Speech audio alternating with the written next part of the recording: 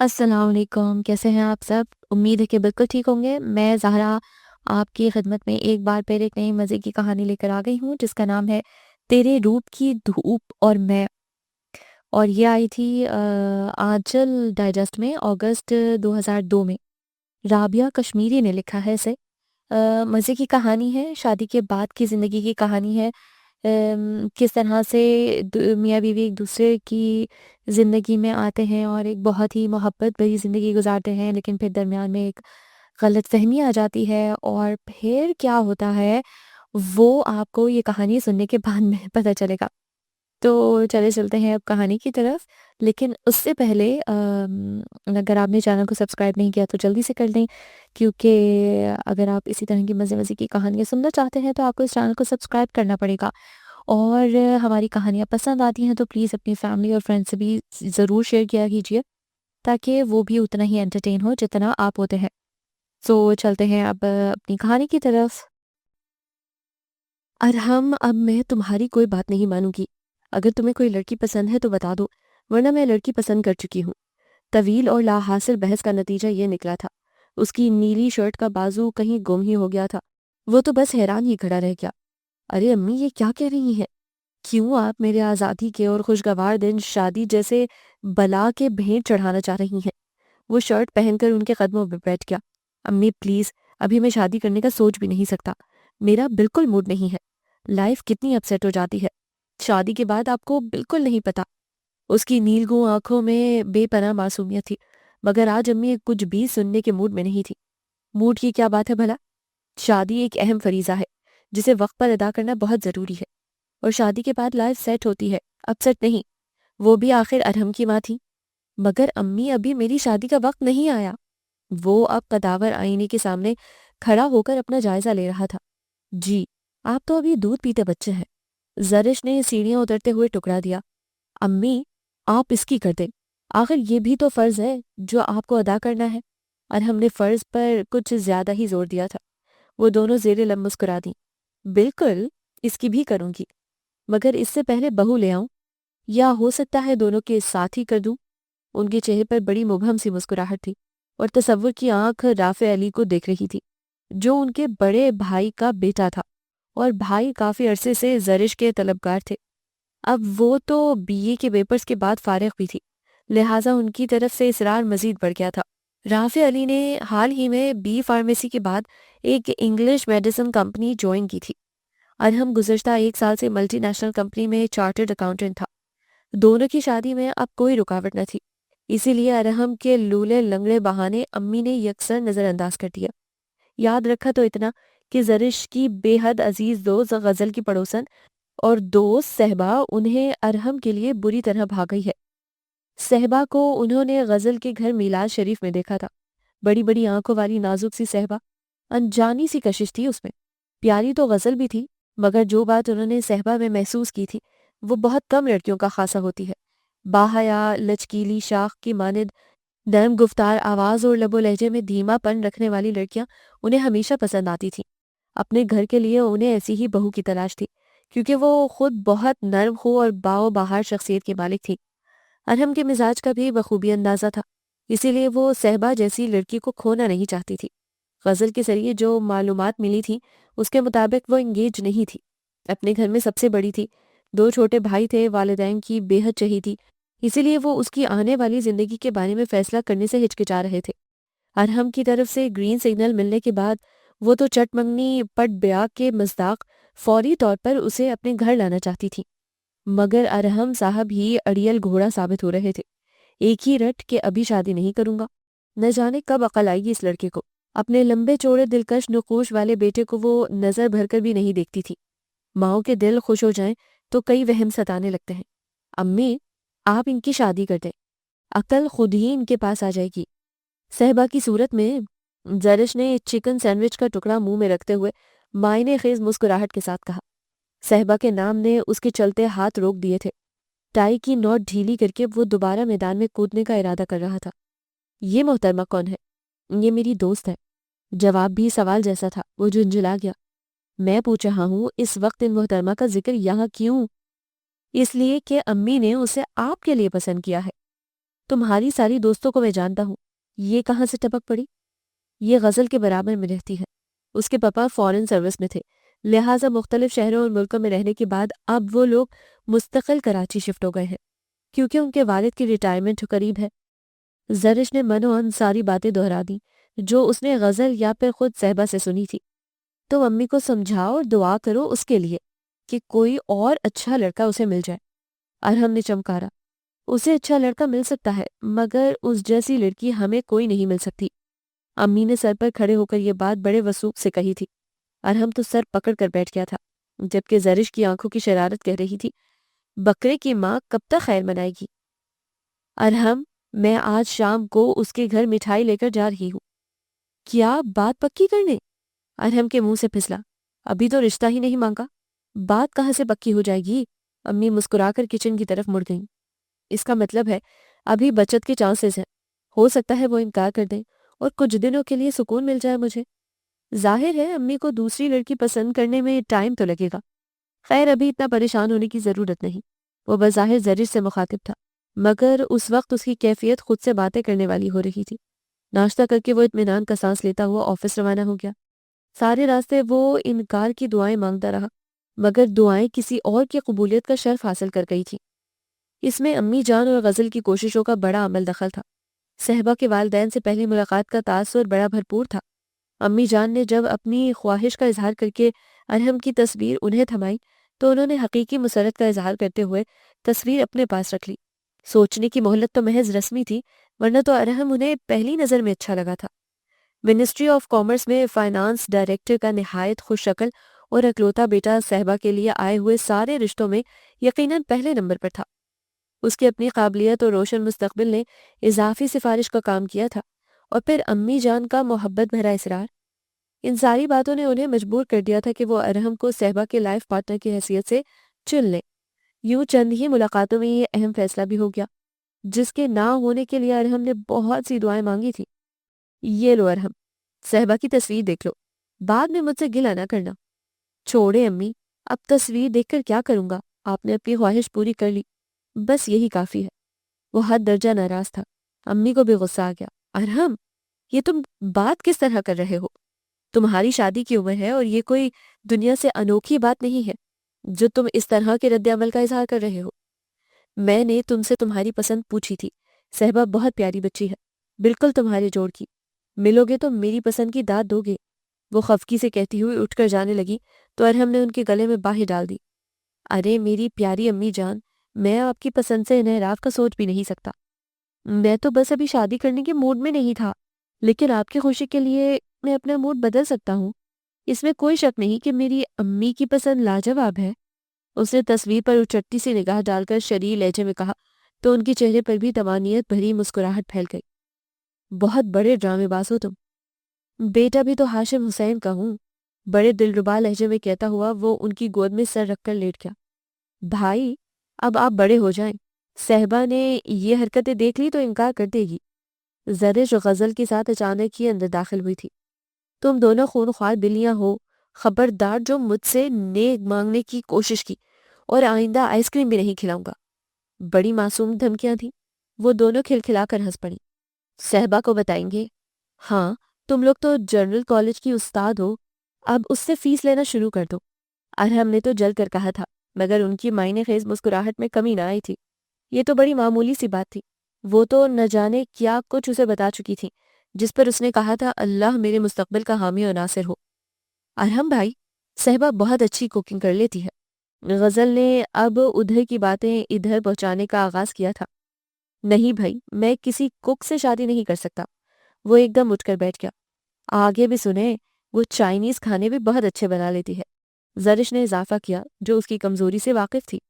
اس سے کہنا Italian cooking بھی سیکھ لے۔ وہ ریموٹ سے کھیلتا ہوا بے نیاز نظر آنے کی کوشش کر رہا تھا۔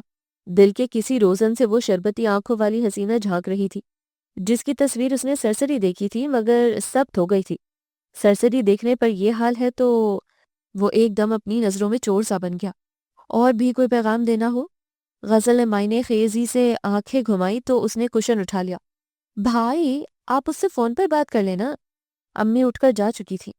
زرش اور غزل اب اس کے قریب آ گئی تھی۔ فون پر بات؟ پاگل تو نہیں ہو تم لوگ؟ اسے سچ مچ غصہ آ گیا۔ چلے پھر ملاقات کر لیں۔ غزل کچھ اور سمجھی، اس لیے جھٹ دوسرا مشورہ دے ڈالا۔ پھر وہ یہ مکانہ بات، میں ایک اجنبی خاتون سے فون پر کیا بات کروں گا؟ اس کا انداز بے حد مؤدبانہ ہو گیا تھا۔ وہ اجنبی خاتون آپ کی منگیتر ہیں۔ غزل نے بھی اس کے انداز میں کہا تو اس نے دونوں ہاتھ جوڑ دیے۔ پلیز گرلز، مجھے میرے ہاتھ پر چھوڑ دیں۔ میرا فون پر لڑکیوں سے اور خصوصاً منگیتر سے بات کرنے کا کوئی تجربہ نہیں ہے۔ یہ اس کی زندگی کا بڑا سچ تھا جو اسے منگیتر کے اضافے کے ساتھ بولا تھا۔ وہ کوئی بہت زیادہ قنوتیت پسند، زاہد، خشک انسان نہ تھا، لیکن لڑکیوں کے ساتھ روابط رکھنے میں اسے ہمیشہ احتیاط برتی تھی۔ یہ احتیاط اس کی فطرت اور تربیت کا حصہ تھی۔ الفاظ اور جذبوں کے معاملے میں وہ بڑا روایتی مرد تھا۔ دل پھینک اور لچھے دار باتوں میں الجھانے والا ہوتا تو امی جان کبھی بھی خود اس کے لیے لڑکی نہ ڈھونڈتی۔ وہ یہ کام خود بھی کر سکتا تھا۔ ماں دل کے اندر کی ساری گہرائیوں سے واقف ہوتی ہے۔ وہ بھی ارحم کی شخصیت کے ہر پہلو سے واقف تھیں، اس لیے مزید دیر کیے بغیر صہبا کا انتخاب کر لیا تھا۔ اب تو ارحم بھی اسی نام کی تکرار سے مانوس ہو گیا تھا۔ زرش اور غزل کی شرارتوں کو وہ انجوائے بھی کر رہا تھا، مگر ذرا اپنے بھرم اور بڑے ہونے کے روب کے ساتھ۔ صہبا کا انتخاب امی جان نے کیا تھا اور اسے ان کے کسی فیصلے سے اختلاف نہیں تھا، اسی لیے اس نے صہبا سے ملاقات یا بات کرنے کا سوچا بھی نہیں۔ شادی کے بعد ایک دوسرے کو جاننے اور سمجھنے میں ہی ازدواجی زندگی کی حقیقی خوبصورتی پوشیدہ ہے۔ وہ اس بات کا دل و جان سے قائل تھا اور اسی پر عمل بھی کر رہا تھا۔ امی دیکھیں، یہ لڑکیاں آپ کے شریف بیٹے کو بہکا رہی ہیں، اس نے دبی دبی صدا لگائی۔ اس معصومیت پر کون نہ قربان جائے؟ غزل نے برجستہ کہا تو تینوں ہنس پڑے۔ صہبا کو راضی کرنا پڑے گا کہ محترم کی شرافت کا امتحان لینے ذرا سامنے آ جاؤ، اور اگر وہ بال کھول کر سامنے آ گئی تو؟ زرش نے فوراً غزل کی بات پر اقرار میں سر ہلا کر مزید سنسنی پھیلائی۔ ارحم بھائی، آپ اس کے بال دیکھ لینا تو بے ہوش ہو جائیں۔ غزل نے تو اقربا پروری کی انتہا کر دی تھی۔ ارحم بے اختیار مسکرا دیا۔ تم لوگوں کو کتنے پیسے ملے ہیں؟ کیا مطلب؟ ایک ساتھ دونوں کے منہ سے نکلا۔ مطلب یہ کہ تعریف والی خدمت آج کل اچھی خاصی رقم کے عوض ہو رہی ہے۔ کتنے پر راضی ہوئی ہو تم؟ مجھ سے ڈبل لے لو اور صہبا کا قصیدہ پڑھنا بند کر دو۔ بے حد شریر مسکراہٹ کے ساتھ اس نے وضاحت کی تو ان دونوں نے مارے خفت کے اس پر کشن کی بارش کر دی۔ اوکے گرلز، میں اپنے الفاظ واپس لیتا ہوں۔ ویسے اسے بتا دینا کہ مجھے لمبے بالوں والی لڑکیاں اچھی لگتی ہیں۔ ان لوگوں کی اتنی مشقت کے بعد محض اپنے دل کے اطمینان کے لیے اس نے ایک جملہ کہا تھا جسے ماں سیاق و سباق غزل نے صہبا کے گوشے گزار کر دیا، جس کے جواب میں اس کی شرمگی آنکھوں پر پلکوں کی جھالر تن گئی۔ غزل نے بڑی دلچسپی سے اس کی کیفیت نوٹ کی۔ بڑا دل فریب ہوتا ہے وہ لمحہ جب آپ کو احساس ہو کہ کوئی آپ کے بارے میں سوچتا ہے، آپ کی خوبیوں کو سراہتا ہے، اور اگر یہ احساس کسی ایسی شخصیت کی طرف سے ملے جو شرعی قانونی حیثیت سے زندگی کا حصہ بننے جا رہا ہو تو اپنا آپ بڑا معتبر اور خوبصورت لگنے لگتا ہے۔ صہبا بھی اس وقت ایسے ہی احساس سے دوچار تھی۔ ماما نے جب ارحم کی تصویر اسے دکھائی تو اسے اپنی قسمت پر بڑا پیار آیا۔ اپنی شخصیت کے دلکش رنگوں سے کچھ وہ بھی واقف تھی، اس لیے اکثر سوچتی تھی اس کا لائف پارٹنر اس سے بڑھ کر ہو۔ وہ خوابوں کی دنیا میں نہیں رہتی تھی، لیکن ارحم کی تصویر نے اسے خواب دیکھنے پر مجبور کر دیا تھا، خواب بھی ایسے جن کے پورے ہونے کے دن قریب ترین تھے۔ دونوں گھرانوں نے باہمی رضامندی کے بعد شادی کی تاریخ مقرر کر دی تھی۔ تیاری کے لیے صرف 3 مہینے تھے۔ آنے والا بارشوں کا موسم خوشیوں کی نوید لا رہا تھا۔ ارادہ تھا کہ ساری شاپنگ صہبا کی پسند سے ہوگی، مگر اس نے معذرت کر لی کہ مجھے آپ کی پسند پر بھروسہ ہے، اور پھر سارا سسپینس ہی ختم ہو جائے گا۔ مجھے لگتا ہے اس ایڈونچر کی خاطر اس نے میری تصویر بھی نہیں دیکھی ہوگی۔ ارحم نے اس کی بات کا خوب ریکارڈ لگایا تھا۔ ہاں، اگر دیکھ لیتی تو انکار کر دیتی۔ غزل نے بھی فوراً بدلا لیا تھا۔ غزل سے چھوٹی فہامہ کی سالگرہ تھی۔ زرش دوپہر سے ہی غزل کے گھر میں تھی۔ باقی گھر والے بھی مدعو تھے، مگر ارحم کے پاس نہ جانے کے 100 بہانے تھے۔ امی جان کو بھی عین وقت پر کسی عزیز کے گھر جانا پڑ گیا۔ ابو جان بھی ان کے ہمراہ تھے، لہٰذا بادل ناخواستہ زرش کو واپس گھر لانے کی ذمہ داری ارحم کو اٹھانا پڑی۔ وہ 11 بجے وہاں پہنچا تو تقریب کا آدھا حصہ باقی تھا۔ پتہ چلا کہ ابھی محفل غزل جمنے لگی ہے۔ بھائی پلیز تھوڑی دیر اور لگے گی، زرش کی فرمائش ٹالنے کا اس میں حوصلہ نہ تھا۔ آئیے، میں آپ کو پاپا سے ملاؤں، ان کی کمپنی میں آپ ہرگز بور نہیں ہوں گے۔ غزل حق میزبانی ادا کرتے ہوئے اسے اگلی نشستوں کی طرف لے کر چلی گئی۔ سالگرہ کا اہتمام گھر کے لان میں کیا گیا تھا۔ چھوٹے سے اسٹیج پر میوزیکل انسٹرومنٹ سجائے جا رہے تھے، سب کچھ بڑا روایتی سا تھا۔ وہ نہ چاہتے ہوئے بھی دلچسپی لینے لگا۔ غزل کے پاپا نے اپنے دوستوں کے ساتھ کسی اختلافی بحث کا آغاز کیا ہوا تھا، وہ بھی دل سے نہ سہی کان سے ضرور سن رہا تھا، البتہ نظریں لوگوں کے سراپوں میں الجھی ہوئی تھیں۔ بھائی صہبا سے ملیں گے؟ اچانک کی زرش نے آ کر سرگوشی کی۔ اس طرح کی کوئی حرکت ہوئی تو میں اٹھ کر چلا جاؤں گا۔ وہ واقعی میں ذہنی طور پر اس سے ملنے کے لیے تیار نہیں تھا، اور یہ تو بالکل بھی ذہن میں نہیں تھا کہ وہ اس تقریب میں ہو سکتی ہے۔ ویسے ہم نے صہبا کو بھی نہیں بتایا کہ آپ آئے ہوئے ہیں۔ زرش نے صفائی پیش کی تو وہ مطمئن ہو گیا۔ برابر والی سیٹ پر غزل آ کر بیٹھ گئی تھی۔ اب اس کی سرگوشیاں جاری تھیں۔ تھوڑی دیر کے بعد ایک سرپرائز آپ کو ڈسٹرب کر دے گا۔ کوئی اور کام نہیں ہے تم لوگوں کو؟ اس کی توجہ کا مرکز سٹیج پہ کھڑا ایک نوجوان تھا جس نے میوزک کے ساتھ دھیرے دھیرے ہلنا شروع کر دیا تھا۔ دل دروازہ کھولے کب سے کھڑا ہوں، وہ گنگنایا تو سب نے بے اختیار تالیاں بجائیں۔ پتہ نہیں صہبا کہاں چلی گئی، یہ سوال نہ جانے کیوں اتنا ضروری تھا۔ بہرحال زرش پوچھ کر خاموش ہوئی تو غزل اٹھ کر اندر چلی گئی۔ تھوڑی دیر کے بعد واپس آئی تو اس نے آنکھوں سے زرش کو سب اوکے کا سگنل دیا۔ گانا ختم ہوا، سب نے تالیاں بجائیں۔ کمپیئر نے اسٹیج پر ایک اور مہمان کو مدعو کیا تو وہ نام سن کر ایک دم چونک اٹھا۔ صہبا بخاری کے نام پر اس کا یہ رد عمل فطری تھا۔ زرش اور غزل نے مسکرا کر دیکھا۔ ہے نا سرپرائز؟ ذرا اسٹیج کی طرف دیکھیے۔ اور پھر واقعی اسٹیج پر دیکھنا اور واپس نظریں موڑ لینا اس کے اختیار میں نہ تھا۔ لمبے سیاہ بالوں اور نازک اندام سراپے والی یہ لڑکی کسی ساکت تصویر کی مانند اس کی آنکھوں میں ٹھہر گئی تھی۔ وہ بڑی دلکش اور رواں آواز میں گا رہی تھی۔ اس کی نظریں غزل اور زرش کی طرف اٹھی تھی، مگر اگلے ہی لمحے بے ساختہ جھک بھی گئی تھیں۔ اس کے ہاتھوں کی خفیف سی لرزش اور لہجے کی روانی میں کپکپاہٹ نے ارحم سمیت زرش اور غزل کو بھی بتا دیا تھا کہ وہ ارحم کی موجودگی سے گھبرا رہی ہے۔ وہ دونوں تالیاں بجا کر اس کا حوصلہ بڑھانے لگی، مگر ارحم کے ہاتھ نہیں اٹھے۔ وہ بس اسے دیکھ رہا تھا، محسوس کر رہا تھا۔ محفل میں اسے سننا گوارا نہ تھا۔ تھوڑی سی دیر میں اپنی اہمیت کا احساس بھی ہو چلا تھا۔ اس قسم کے غرور اور تفاخر کے لمحے اس کی زندگی میں پہلی بار آئے تھے۔ غزل ختم ہوئی، سب نے تالیاں بجائیں، مگر اس کے ہاتھ پھر بھی نہ اٹھے۔ صہبا نے بھی جاتے جاتے اچھٹتی سے نگاہ رسپانس جاننے کے لیے ڈالی تھی، مگر وہ مکمل بے نیاز بنا بیٹھا تھا۔ کوئی اور گلوکارہ ہوتی تو وہ اتنی اچھی غزل پیش کرنے پر اسے دل کھول کر داد دیتا، مگر یہاں دل کچھ عجیب سی ہر دھرمی پر آمادہ تھا جو اس وقت سمجھ سے باہر تھی۔ آپ کو غزل اچھی نہیں لگی؟ غزل نے حیرانی سے استفسار کیا۔ غزل اچھی تھی، مگر غزل والی اتنی گہری چپ تھی کہ وہ دونوں ایک لمحے کو ساکت رہ گئی۔ اس سے کہنا کہ آئندہ اس طرح نہ گائے، بالکل غیر متوقع جملہ تھا۔ ان کی آنکھیں پھیل گئیں۔ تم مجھ سے کہہ دینا، وہ بالکل بھی حیران نہیں ہوگی۔ اس ایک مسکراہٹ میں کیا کچھ نہ تھا۔ زرش اور غزل نے ایک دوسرے کو دیکھا اور کھل کر ہنس دیں۔ حیرت اور کچھ انوکھا جان لینے کا احساس اس وقت سوا ہو گیا جب ارحم کی بات بتانے پر صہبا نے بڑے اطمینان سے کہا، مجھے اندازہ تھا۔ تمہیں کیا اندازہ تھا؟ مگر کیوں؟ غزل اتنا گہرائی میں جا کر سوچنے کی عادی نہیں تھی۔ مجھے اگر پتا ہوتا کہ ارحم آئے ہوئے ہیں تو میں کبھی نہ گاتی۔ اس جملے کی خوبصورتی پر ہی وہ دونوں فدا ہو گئیں۔ زرش، کیا فریکوینسی ملنے لگی ہے بغیر ملاقات کے؟ غزل کو تو اچھا خاصا موضوع ہاتھ آ گیا تھا، مگر صہبا نے ہرگز نوٹس نہیں لیا۔ اس لمحے اس کی آنکھوں میں بڑے سنہرے رنگ اترے تھے جنہیں غزل اور زرش نے محسوس کر کے ارحم کی قسمت پر رشک کیا تھا۔ گرمیوں کے طویل دن سمیٹے جا رہے تھے۔ موسم برسات کی آمد تھی۔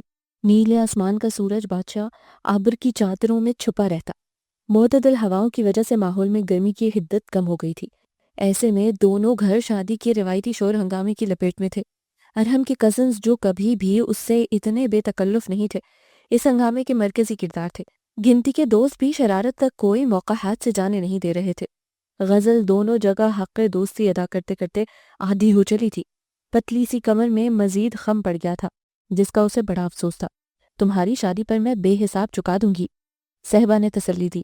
میری شادی پر تمہیں اپنے ان کی فکروں سے فرصت ملے گی تو تب نا۔ غزل کب چوکتی تھی۔ صہبا کشن کے پیچھے منہ دے کر بیٹھ گئی۔ پلیز اس طرح کی باتیں کر کے مت ڈراؤ۔ ارے واہ، اس میں ڈرانے کی کیا بات ہے؟ یہ تو زندگی کا خوبصورت سچ ہے۔ یہ خوبصورت ہمسفر، معصوم سا دلکش سا بچہ۔ غزل، تم بہت بدتمیز ہو گئی ہو۔ تمہارے ان کی صحبت میں رہ رہی ہوں، اثر تو آئے گا۔ پتہ ہے غزل، کبھی کبھی مجھے ڈر سے لگنے لگتا ہے۔ صہبا ایک دم سنجیدہ ہو گئی۔ کس بات کا ڈر؟ غزل نے بھی اس کی الجھن کو شدت کے ساتھ محسوس کیا تھا۔ پتہ نہیں ارحم کی نیچر کیسی ہوگی، وہ سخت مزاج ہیں یا تنگ ذہن؟ پھر مرد کی سب سے بڑی خامی اس کا شکی مزاج ہونا ہے۔ میں نے ارحم کو صرف دیکھا ہی ہے، ان کو جانا تو نہیں۔ ایک اجنبی بندے کے ساتھ نئی زندگی شروع کرنا کتنا مشکل مرحلہ ہے۔ میں اکثر یہ سوچتی ہوں کہ ہم دونوں ایک دوسرے کی سوچوں کے مطابق ہیں بھی یا نہیں۔ ظاہر ہے ہر بندے کے ذہن میں ایک خاکہ ہوتا ہے، اب ضروری تو نہیں کہ وہ خیالی بہ کر حقیقت کا روپ بھی دھار لے۔ اس کی آنکھوں کی گہرائیاں بے حد مضطرب تھیں۔ صحبی، تمہاری یہ ساری سوچیں قبل از وقت ہیں۔ میں نے ارحم بھائی کو جتنا دیکھا ہے، جانا ہے، اس کے مطابق وہ ذرا بھی تمہارے خیالی پیکر سے مختلف نہیں۔ بس تم اچھا سوچو، اچھائیاں برائیاں تو ہر کسی کی شخصیت میں ہوتی ہیں، یقیناً ان میں بھی برائیاں ہوں گی، مگر جتنا میں نے محسوس کیا ہے کہ ان کی اچھائیاں ان کی شخصیت پر اس قدر حاوی ہیں کہ کسی کمی کا احساس ہی نہیں ہوتا۔ وہ بہت اچھے، بہت منفرد سے ہے، ان کے لیے کبھی کسی لڑکی کا فون نہیں آیا۔ اس سے تم اندازہ لگا لو کہ وہ کس نیچر کے ہوں گے۔ پاگل لڑکی، you are lucky too much. شکریہ ادا کرو مجھ سمیت ان بہت سارے لوگوں کا اور ارحم بھائی کا جو ابھی شادی کرنے کے موڈ میں نہیں تھے اور یہ دعائیں مانگ رہے تھے کہ اللہ کرے تمہاری کہیں اور منگنی ہو جائے۔ آخری بات صحبہ نے بڑے غور سے سنی اور بے اختیار مسکرا دی۔ جو فیصلے آسمانوں پر ہو جائیں، بندہ ان کو بدلنے پر قادر نہیں۔ اس نے بڑے اطمینان سے یہ جملہ ادا کیا، کہنے سننے سے اندر کی مسلسل جنگ سے نجات ملتی ہے۔ اس وقت بھی اسے ایسا ہی لگ رہا تھا کہ وہ واقعی دنیا کی خوش قسمت لڑکی ہے۔ دونوں گھروں کی رضامندی سے مائیوں مہندی کی تقریب ایک ہی جگہ کرنے کا فیصلہ کیا گیا۔ غزل نے بڑے پرجوش انداز میں اس فیصلے کی تائید کی۔ شکر ہے میں گھن چکر بننے سے بچ گئی۔ مائیوں والے دن کی ہنگامہ خیز صبح سب جاگ رہے تھے اور ارحم سو رہا تھا۔ بقول اس کے میری آزادی کے آخری دن ہے، مجھے اپنی مرضی سے جی لینے دو۔ ایسا لگ رہا ہے اس کی رخصتی ہو رہی ہے۔ لڑکوں نے اس کی سستی کاہلی پر جل کر کہا تھا۔ لڑکیوں کو اپنے کام بہت تھے، اس لیے انہیں کسی کے سونے جاگنے سے کوئی سروکار نہ تھا۔ اس خوشگوار دن کی شام رعنائیوں سے بھرپور تھی۔ بھیگی بھیگی فضا میں پھولوں اور سنگھار کی خوشبو رچی ہوئی تھی۔ آف وائٹ کرتے شلوار پر زرد رنگ کی پگڑی میں ارحم کی چھبی نرالی تھی۔ صحبا کی کزنز اور فرینڈز رسم ادا کر کے جا چکی تھیں اور اب صحبا کی شامت آئی ہوئی تھی، جو اپنے سادہ مگر دلکش روپ میں ارحم سے بڑھ کر ہی لگ رہی تھی۔ صحبی، کیا بندہ چنا ہے تم نے؟ وجیح اور حاضر جواب۔ ماریا نے اپنے مخصوص انداز میں آنکھ بھینچ کر کہا، میں نے نہیں، قسمت نے چنا ہے میرے لیے یہ وجیح بندہ۔ وہ بھی سب کے درمیان اپنی ہی زوم میں تھی۔ خیال رکھنا کہیں نظر نہ لگ جائے۔ فارحہ نے فوراً مشورہ دے دیا۔ گڑیا نے اس کے پلو میں گرہ لگائی، پلو سے باندھ کر رکھنا ہماری باتیں۔ ہاں ہاں، تم لوگ تو دادی اماں ہو، صحبا نے زرد پلو کی گرہ کھولتے ہوئے کہا۔ ارحم کی مقبولیت کا گراف اس کی حاضر جوابی کے باعث اونچا ہو رہا تھا۔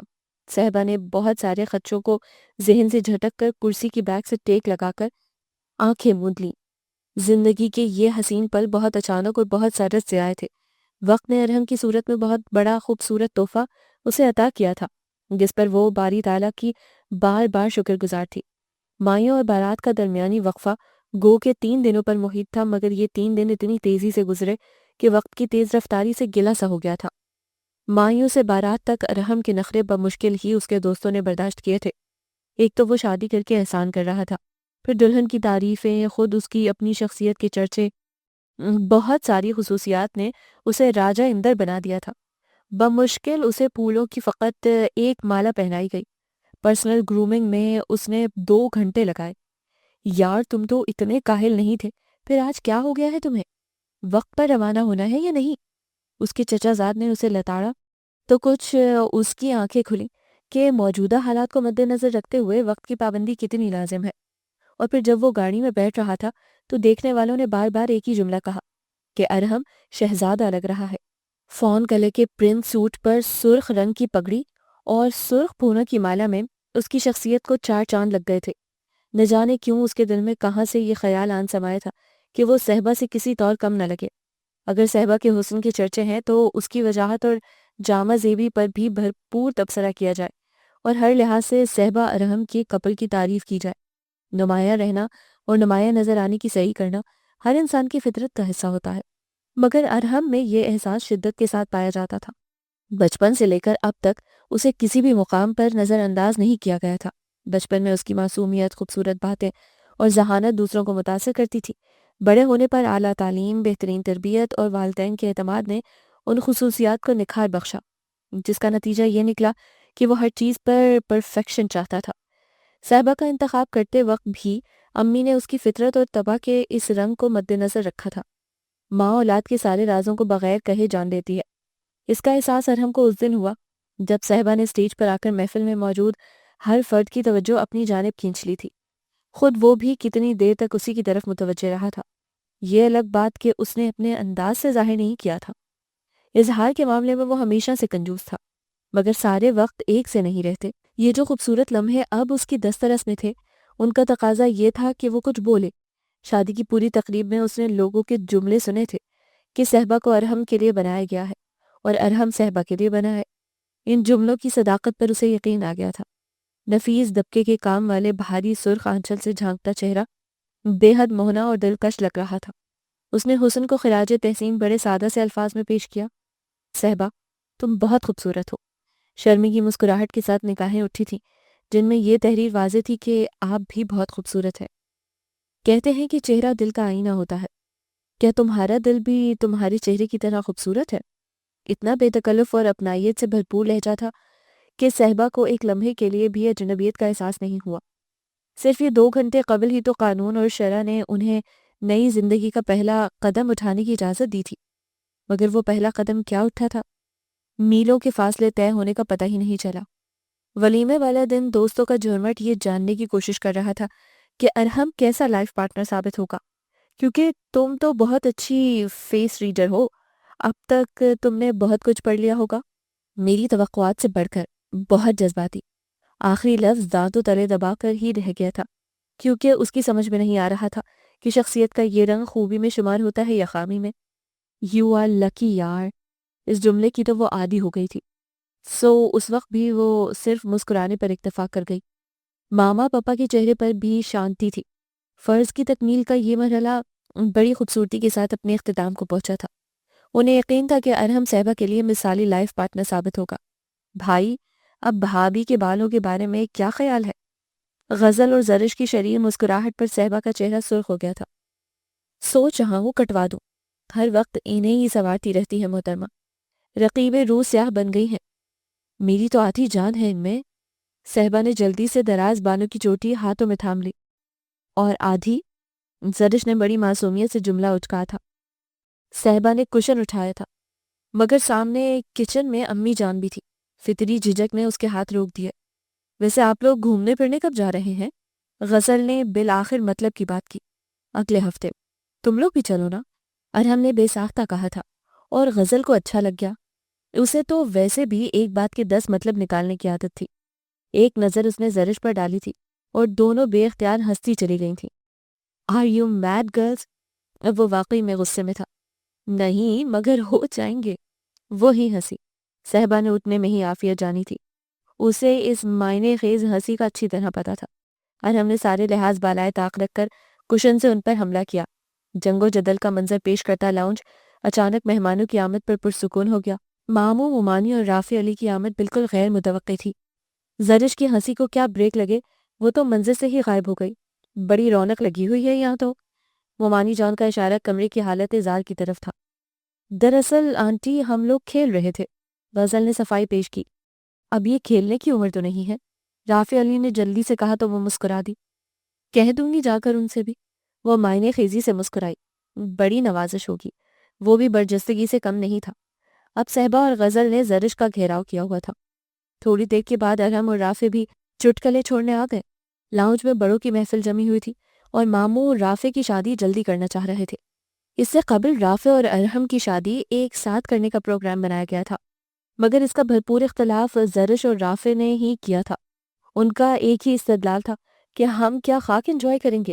بڑوں کی سمجھ میں شاید یہ نکتہ آ گیا تھا کہ خواہ مخواہ کی ہر پونگ مچ جائے گی، لہٰذا اطمینان سے پہلے ایک شادی ہو جائے پھر دوسری کا سوچیں گے۔ ماموں مومانی کو جلدی اس لیے بھی تھی کہ رافع سے چھوٹی نیرہ کا ایک اچھا پروپوزل آ گیا تھا اور اب اس کی سسرال کی طرف سے بھی جلد شادی کا زور تھا، لہٰذا ان کے اصرار کو مد نظر رکھتے ہوئے نیرہ اور رافع کی شادی ایک ساتھ کرنے کا پروگرام بنایا گیا تھا۔ امی جان بھی تھوڑے پس و پیش کے بعد راضی تھیں۔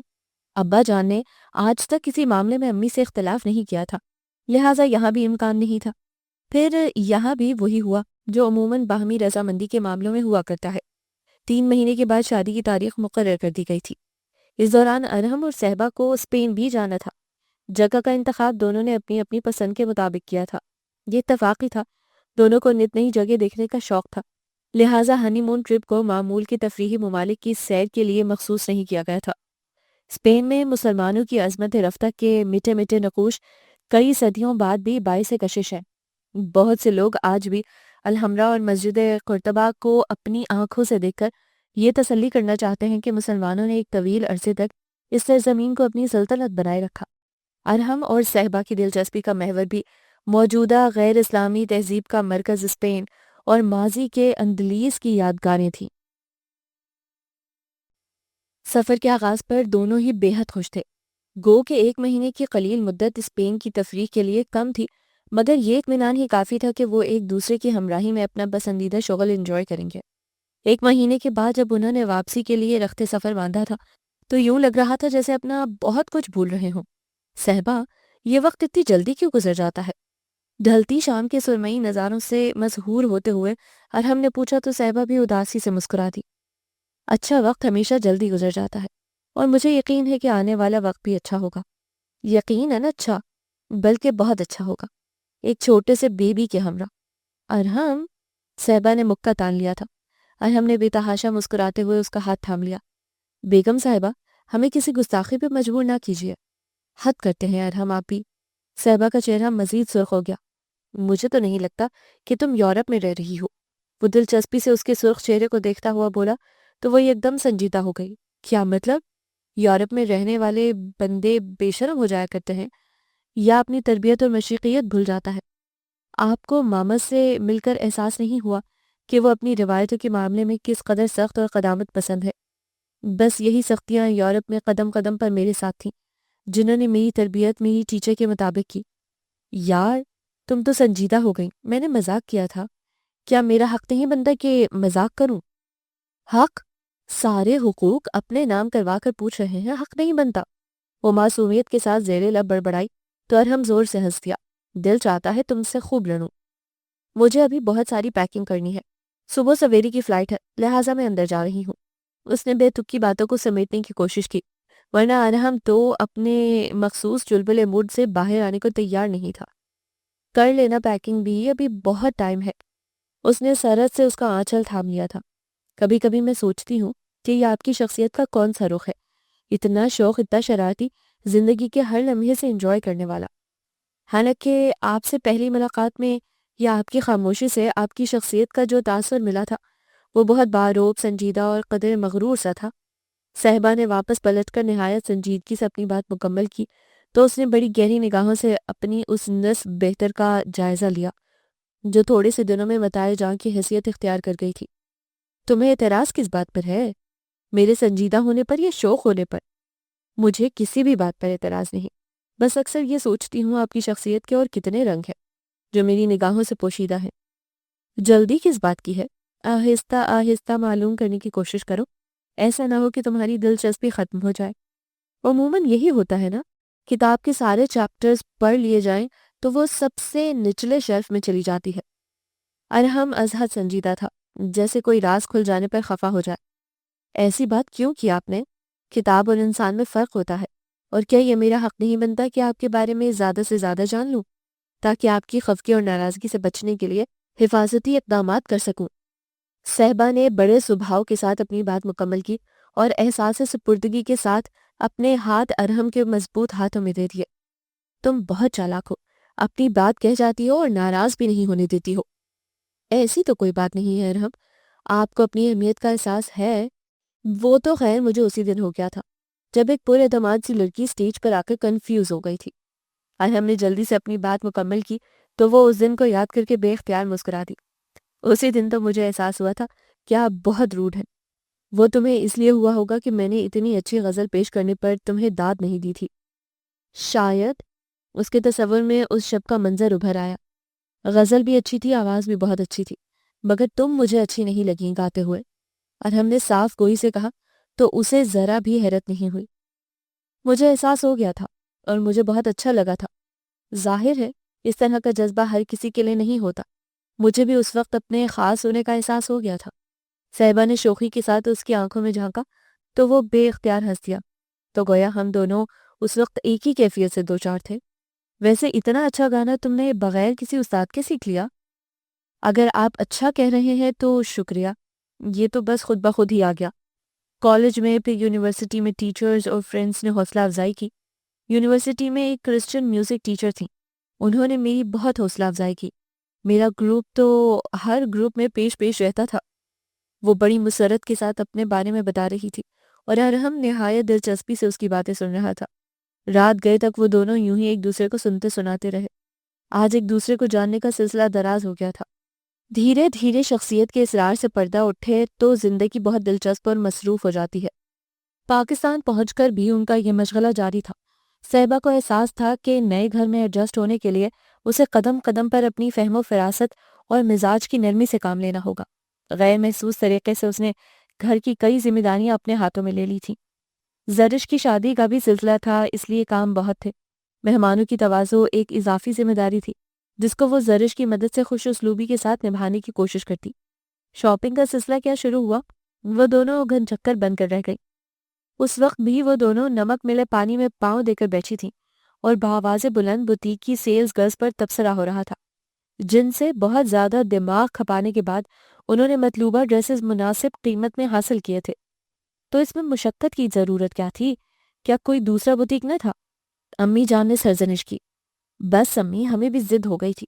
تھوڑی دیر بعد غزل بھی آ گئی جس کی مسکراہٹیں بتا رہی تھی کہ وہ کوئی مار کا سر کرنے والی ہے۔ تمہارا بانڈ نکل آیا ہے؟ زرش نے فوراً ہی استفسار کیا۔ یہی سمجھو۔ اس کی مسکراہٹ حد درجہ معنی خیز تھی۔ صاحبہ نے تو سر پکڑ لیا۔ پلیز غزل، ابھی تم رک جاؤ، پہلے اس کی شادی ہو جانے دو۔ بھائی، میں شادی کا کب سوچ رہی ہوں، ابھی تو صرف منگنی کا ارادہ ہے۔ اوہ تھینکس گاڈ، کب ہو رہا ہے یہ سب؟ اور انہی صاحب سے ہو رہا ہے نا جو عرصہ دراز سے تمہارے امیدوار ہیں؟ زرش نے جلدی سے اپنے خیال کی تصدیق چاہی۔ یس آف کورس، انہی صاحب سے میری اسی ہفتے منگنی ہو رہی ہے۔ تم لوگ رہنے آ جاؤ، میں نے بھی بڑی راتیں کالی کی ہیں اور ابھی آئندہ بھی کرنی پڑیں گی۔ غزل کا اشارہ ارحم کی شادی اور اب زرش کی شادی کی طرف تھا۔ اوکے ہم ضرور آئیں گے، تم وہ دن تو آنے دو۔ اس کا مطلب ہے کہ طلحہ عمران کی جیت ہوئی اور تم ہار گئیں۔ جی نہیں، میں ہار کر بھی جیت گئی۔ بڑی شاہانہ مسکراہٹ تھی اس کے ہونٹوں پر۔ ان دونوں نے اس کی خوشیوں کے لیے ڈھیر ساری دعائیں مانگ لی۔ امی جان نے بھی یہ خبر سن کر گلے لگا کر پیار کیا۔ ارحم ابھی آفس سے آیا تھا اور اب غزل کو تاک تاک کر جملے مار رہا تھا۔ صاحبہ، ان لوگوں نے میرا جو حشر کیا تھا یہ تو اس کا آدھا بھی نہیں ہے۔ ابھی وقت آنے دو، گن گن کر بدلے لوں گا۔ بری بات ہے بیٹا، بہنوں کو اتنا تنگ نہیں کرتے۔ امی جان نے اندر کمرے سے صدا لگائی۔ بہنیں؟ ان بہنوں نے ہی مجھے اس مقام پر لا کھڑا کیا ہے۔ ارحم نے کنکھیوں سے صاحبہ کی طرف دیکھا جو پیرٹ گرین لان کے سوٹ میں اس بھیگی بھیگی شام کا حصہ لگ رہی تھی۔ غور سے سنا کرو ان کی باتیں صاحبہ، غزل نے بھڑکایا۔ سن تو رہی ہوں، بعد میں ذرا فرصت سے پوچھوں گی۔ خوب کلاس لینا ان کی اچھی طرح سے۔ غزل نے کچن کا رخ کرتی صاحبہ کو ایک اور مشورہ دے ڈالا۔ صاحبہ، تم ان بلیوں کی باتوں میں مت آؤ، ذرا اچھی سی چائے بناؤ۔ ارحم کہاں چوکنے والا تھا۔ امی جان گھر کی رونقوں کو دیکھ کر سرشار ہو رہی تھی۔ ایک صاحبہ کے آنے سے گھر کے سناٹے قہقہوں میں بدل گئے تھے۔ یہ صاحبہ کا حسن اخلاق ہی تھا۔ وہ سب ایک ہی لاؤنج میں مل کر بیٹھتے، رات گئے تک اوٹ پٹانگ باتیں ہوتی اور ڈانٹ کھا کر سب اپنے اپنے کمروں میں جاتے، ورنہ عموماً بیویاں شوہروں کو اپنے کمرے تک محدود کر کے خوش ہوتی ہیں۔ خدا کا شکر تھا صاحبہ میں اس طرح کی حاکمیت کا کوئی جذبہ نہ تھا، وگرنہ تو ان کا اکلوتا بیٹا بھی صرف بیوی کا ہو کر رہ جاتا تو وہ کیا کر لیتی۔ صاحبہ اور ارحم کی مثالی رفاقت نے انہیں بے حد مطمئن کر دیا تھا۔ اب وہ زرش کے لیے دعا گو تھیں کہ وہ بھی ایسی ہی زندگی گزارے جس میں دکھ سکھ سب کے سانجے ہوں۔ آج غزل کی منگنی تھی، زرش صبح سے گئی ہوئی تھی۔ صاحبہ، ارحم اور امی جان کو اب جانا تھا۔ ارحم کی فرمائش پر صاحبہ نے سرخ رنگ کی ڈبل جارجٹ کی ساڑی باندھی تھی۔ فل بلاؤز کی بلڈ ریڈ ساڑی میں صاحبہ کا نازک سراپا بے حد دلکش لگ رہا تھا۔ وہ قدامت آئینے کے آگے کھڑے ہو کر اپنا تنقیدی جائزہ لے رہی تھی کہ وہ نکھرا نکھرا ڈریسنگ روم کے سے باہر آیا تو بے ساختہ دل تھام کر رہ گیا۔ مسز، کیوں آپ ہماری جان لینے کے در پہ ہیں؟ ارحم، آپ کیوں ایسی باتیں کرتے ہیں؟ آپ خود کسی سے کم ہے کیا؟ صاحبہ نے بے حد ستائشی نظروں سے اسے دیکھا، جو بلیک ڈنر سوٹ میں اپنی شریر مسکراہٹ سمیت دل کی دھڑکنیں منتشر کر رہا تھا۔ میرا دل چاہتا ہے تمہیں میرے علاوہ کوئی نہ دیکھے، عجیب سے انداز میں کہتے ہوئے اس نے بے ساختہ نظریں چرا لیں۔ آپ کہیں تو میں نہیں چاہتی، مجھے لگتا ہے کہ آپ کی یہ باتیں مجھے مغرور کر دیں گی۔ وہ ارحم کی ان شدتوں سے ڈرنے لگی تھی۔ ارے نہیں بھائی، اب میں اتنا ظالم بھی نہیں ہوں کہ تمہیں دل کی فضول سے خواہش کا پابند کر دوں۔ دل کی کوئی خواہش فضول نہیں ہوتی، اور آپ کی ہر خواہش میرے لیے اہم ہے۔ آپ حکم کر کے تو دیکھیں۔ اس لمحے اس کی آنکھوں میں ساری دنیا کی خوبصورتیاں سمٹ آئی تھیں۔ ارحم نے اپنی مقناطیسی پرشوق نگاہیں بمشکل اس کے چہرے سے ہٹائیں۔ بیوی خوبصورت بھی ہو، عقلمند بھی ہو تو دل قابو میں کہاں رہتا ہے؟ وہ برش سے کھیلتا ہوا آئینے کے سامنے آ گیا۔ صاحبہ نے تفاخر بھری مسکراہٹ کے ساتھ ساڑی کا پلو شانوں پر پھیلا کر قدم باہر کی جانب بڑھا دیا۔ میں امی جان کو دیکھ لوں، آپ جلدی سے تیار ہو کر آ جائیے۔ امی جان خود بھی ساڑی میں بے حد باوقار لگ رہی تھیں، مگر صاحبہ کی نظر اتارنا نہ بھولیں۔ آپ دونوں ساس بہو ایک دوسرے کو یوں ہی خراج تحسین پیش کرتی رہا کرے۔ ارحم کے لیے اس سارے عمل میں بڑی کشش تھی۔ یہ میری امی ہے اور میں ان کی بیٹی، ساس بہو آئندہ مت کہیے گا۔ صاحبہ نے فوراً تصحیح کی تو وہ سر خم کر کے مسکرا دیا۔ انفارمیشن کا شکریہ، میری بیٹی بالکل ٹھیک کہہ رہی ہے۔ امی جان نے تائید ضروری سمجھی تو ارحم اس کا منہ چڑھاتا ہوا گاڑی میں بیٹھ گیا۔ سارے راستے میں میوزک کے ساتھ گنگناتا رہا۔ صاحبہ اور امی جان سن کر محظوظ ہوتی رہیں۔ غزل کا گھر بیرونی دروازے سے ہی روشنیوں میں ڈوبا ہوا تھا۔ خوب رونق ہو رہی تھی۔ گو کے مہمان کم تھے مگر تقریب کے سارے لوازمات کے ساتھ موجود تھے۔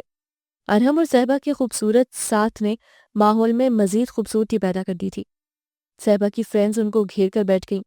ارحم کی شریر جملے اور صاحبہ کی دلنشیں شرماہٹیں دوستوں کو خوب شور مچانے پر مجبور کر رہی تھیں۔ غزل کے سسرال والوں کے سامنے ارحم نے اس کا بھائی ہونے کا بھرپور کردار ادا کیا۔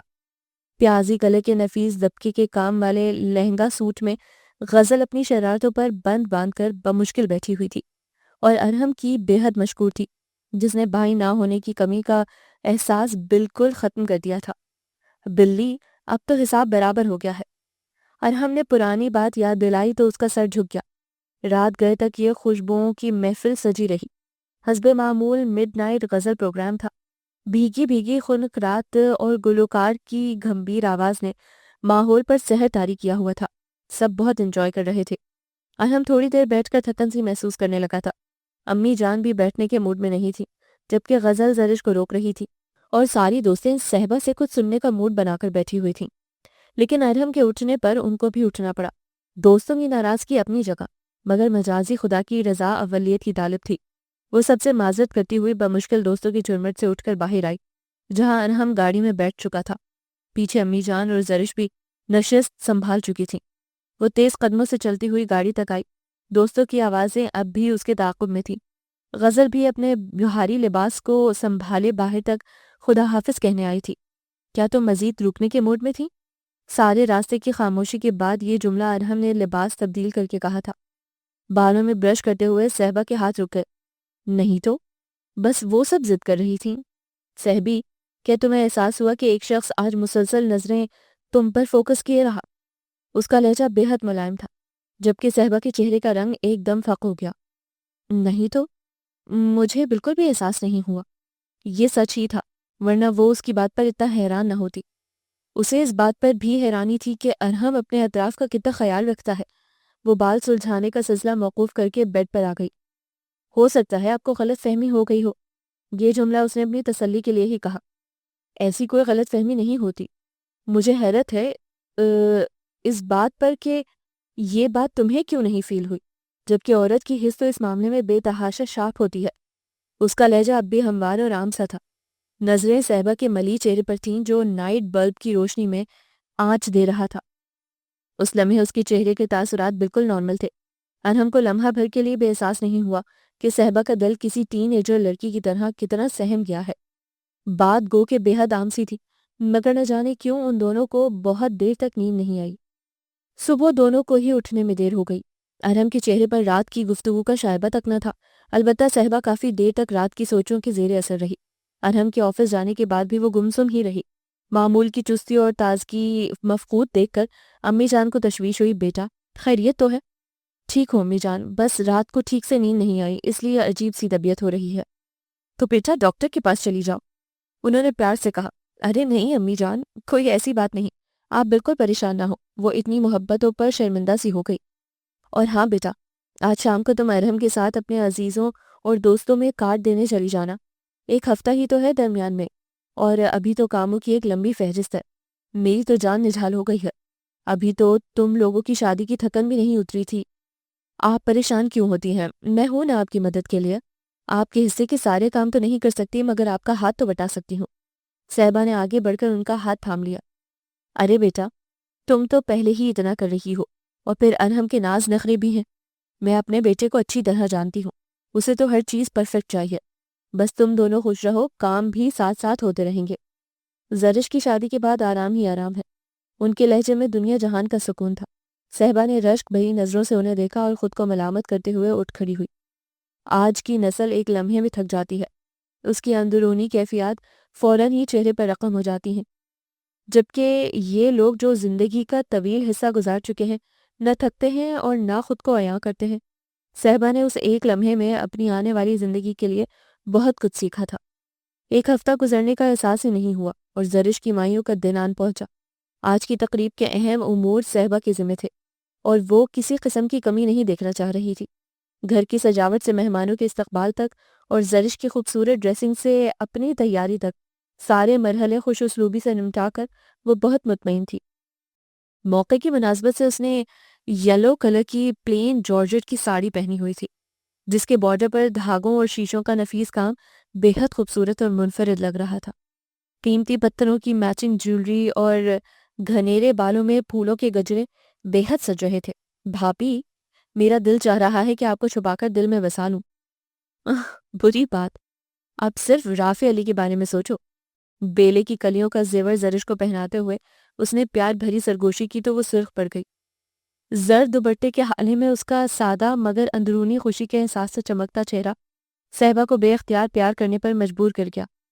بہت خوبصورت لگ رہی ہو، اللہ تمہیں نظر بد سے بچائے۔ ارحم کے ہمراہ جب وہ مہمانوں کو ریسیو کر رہی تھی تو سب کی نظروں میں ستائش تھی۔ غضب کی ڈریسنگ کرتی ہو تم، اور ساڑی تو تم پر خوب سجتی ہے۔ مسز افتخار اظہار کیے بغیر نہ رہ سکیں۔ شکریہ آنٹی، یہ تو بس آپ کا حسن نظر ہے، وہ متانت سے کہتی ہوئی ارحم کی طرف مڑ گئی، جو لوگوں کے ریمارکس کو بہت انجوائے کر رہا تھا۔ کیا میں آج بہت بری لگ رہی ہوں؟ ذرا سا فراغت ملنے پر صاحبہ نے فوراً گلا کیا تو وہ بے ساختہ مسکرا دیا۔ اسے ایسی کسی شکایت کا کافی دیر سے انتظار تھا۔ سارے لوگ تو تم سے متاثر ہو رہے ہیں اور تم کہہ رہی ہو کہ بری لگ رہی ہو۔ مجھے سارے لوگوں سے کیا لینا؟ میرے لیے آپ کی تعریف، آپ کی تنقید اہم ہے۔ لفظ اس کے دلکش لبوں کی قید سے نہایت تیزی سے آزاد ہوئے۔ عورت چاہے کسی بھی زمانے کی ہو، کسی بھی طبقے کی ہو، شوہر کی توجہ اور تعریف پر ہی مکمل ہوتی ہے۔ ارحم نے غیر ارادی طور پر خاموش رہ کر اپنے خود پسندی کے جذبے کی تسکین کی تھی۔ اس نے انجانے میں اپنا اور صاحبہ کا امتحان لیا تھا، جس میں وہ دونوں ہی کامیاب ہو گئے تھے۔ صاحبہ کو زمانے کی تعریف نے مغرور نہیں کیا تھا، اسے صرف ارحم کی پرواہ تھی۔ یہی جاننے کے لیے ارحم نے اسے نظر انداز کرنے کا ڈرامہ کیا، مگر صاحبہ نے بیویوں والا حق جتا کر فوراً ہی ڈراپ سین کر دیا تھا۔ صاحبہ نے بھی ناراضگی کا خوب اظہار کیا اور اپنی بات کا جواب لیے بغیر آگے بڑھ گئی۔ ارحم مسکراتا ہوا مہمانوں کی طرف متوجہ ہو گیا اور پھر پوری تقریب میں وہ ایک دوسرے سے دور دور ہی رہے۔ شادی شدہ زندگی کی یہ پہلی ناراضگی خفگی تھی جو تقریب کی مصروفیت کے باعث کسی کو محسوس نہیں ہوئی۔ البتہ ان دونوں کے دل ایک ہی لے پر دھڑک رہے تھے۔ رات گئے جب مہمانوں کی طرف سے فارغ ہو کر وہ اپنے کمرے میں آئی تو ارحم پہلے سے ہی موجود تھا۔ خاموشی برقرار تھی، اس لیے وہ کافی دیر تک واش روم میں گھسی گرم شاور سے اپنی تھکن اتارتی رہی۔ امید تھی کہ باہر نکلے گی تو ارحم سو چکا ہوگا، مگر وہ جاگ رہا تھا۔ انداز ایسا تھا جیسے ابھی لڑ پڑے گا۔ تناؤ کی واضح کیفیت دونوں کے درمیان تھی۔ صاحبہ اسے طول نہیں دینا چاہ رہی تھی، مگر منانے کے ہنر سے ناواقف تھی۔ وہ ڈریسنگ ٹیبل کے سامنے بیٹھ کر بالوں سے کھیلتے ہوئے جملے ترتیب دینے لگی تو ارحم زیر لب مسکراتا ہوا اس کے قریب آ گیا۔ مسز، ناراضگی تو حسن والوں کی ادا ٹھہری، ہمیں احساس ہے کہ ہم سے کوتاہی ہوئی۔ وہ اس کے سامنے ڈریسنگ ٹیبل پر ٹک گیا۔ صاحبہ کی نگاہیں ایک لمحے کو حیران ہوئیں، پھر مسکرانے لگیں۔ شکر ہے، آپ نے میری عزت رکھ لی۔ مجھے تو منانا بھی نہیں آتا۔ ممنونیت کے احساس سے اس کی نظریں جھک گئی تھیں اور ارحم کا موڈ اپنے اس عمل پر بے حد خوشگوار ہو گیا تھا۔ زرش کی مائیوں اور رخصتی میں ایک دن کا وقفہ تھا اور وقفے والا دن نکاح کے لیے مختص تھا۔ خاندان کی رسم کے مطابق وقت عصر کا نکاح ہوا تھا اور پھر دوسرے دن کی تیاریوں کے لیے ہڑبونگ مچ گئی۔ بقول زرش، جلدی میں مجھے رونا بھی نہیں آیا۔ کتنی بری بات ہے، جبکہ میں نے رافع علی کو روتے دیکھا ہے، ایک دوست نے شوشہ چھوڑا۔ ہائے رے، رافع رو رہا تھا؟ بیچاری کی قسمت، دوسری نے ہمدردی جتانے یہ ضروری سمجھا۔ بکواس مت کرو تم لوگ، ورنہ میں ابھی رو دوں گی۔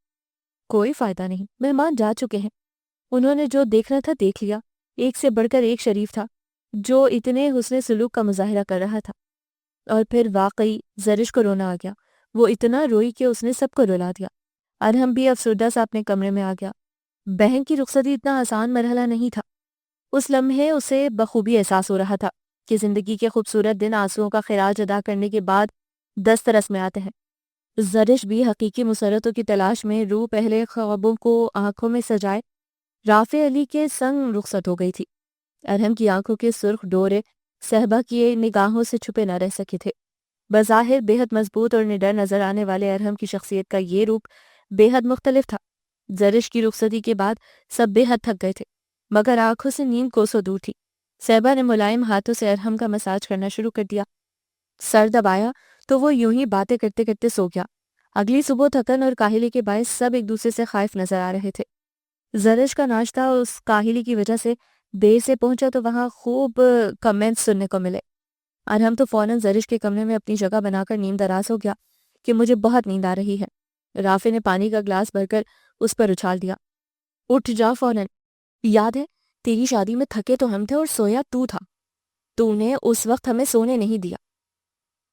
ارحم نے جوابی کارروائی ضروری سمجھی اور کمرہ تھوڑی دیر بعد بھوتوں کا بسیرا لگنے لگا۔ صحبا کی زوردار مداخلت کی وجہ سے یہ جھگڑا تھما۔ لڑکیوں نے جلدی جلدی بکھرے ہوئے پھول سمیٹے، صفائی کی اور ان دونوں کے آگے ہاتھ جوڑ کر التجا کی کہ نئی نویلی دلہن کا خیال کر لیں، جو سنگل صوفے پر بیٹھی بہت محظوظ انداز میں یہ سارا تماشا دیکھ رہی تھی۔ شام کو تقریب ولیمہ مقامی ہوٹل میں تھی، لہٰذا کافی حد تک فراغت ہی فراغت تھی، اس لیے سب نے ناشتے کے ساتھ لنچ بھی زرش اور رافع کے ساتھ کیا۔ یہ ایک یادگار دن تھا جس کا اختتام ولیمے کی شاندار تقریب پر ہوا۔ 2 دن بعد زرش اور رافع سنگاپور چلے گئے۔ رافع کی چھٹیاں کم تھیں، اس لیے وہ جلد از جلد سارے کام نمٹا رہا تھا۔ ان دونوں کے جانے کے بعد سب اپنی اپنی مصروفیات کی طرف لوٹ آئے تھے۔ دن بدل رہے تھے، موسم کی خنکی مزاجوں پر حاوی نظر آ رہی تھی۔ ارحم کا ٹرانسفر لاہور ہو گیا تھا۔ چند مہینے اکیلے رہنے کے بعد اس نے صحبا کو اپنے پاس بلا لیا تھا۔ امی کو بھی اس کی صحت کی فکر تھی۔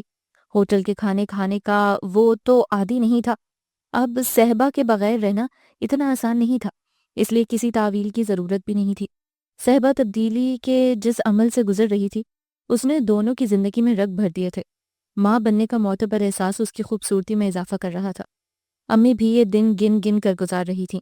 کب واپسی کی خبر آئے، گھر کی رونق تو انہی کے دم سے تھی، اور اب دادی بننے کی خوشخبری نے مزید بے چین کر دیا تھا، اور وہ لاہور جانے کی تیاریوں میں مصروف تھیں کہ صحبا اچانک اکیلے آ گئی۔ ایک لمحے کو ان کی آنکھیں حیرت سے ساکت ہو گئیں۔ صحبا بیٹی، یہ تم اکیلے کیسے اور اچانک کیوں آ گئیں؟ وہ اپنی حیرت الفاظ میں بیان کرنے سے قاصر تھیں۔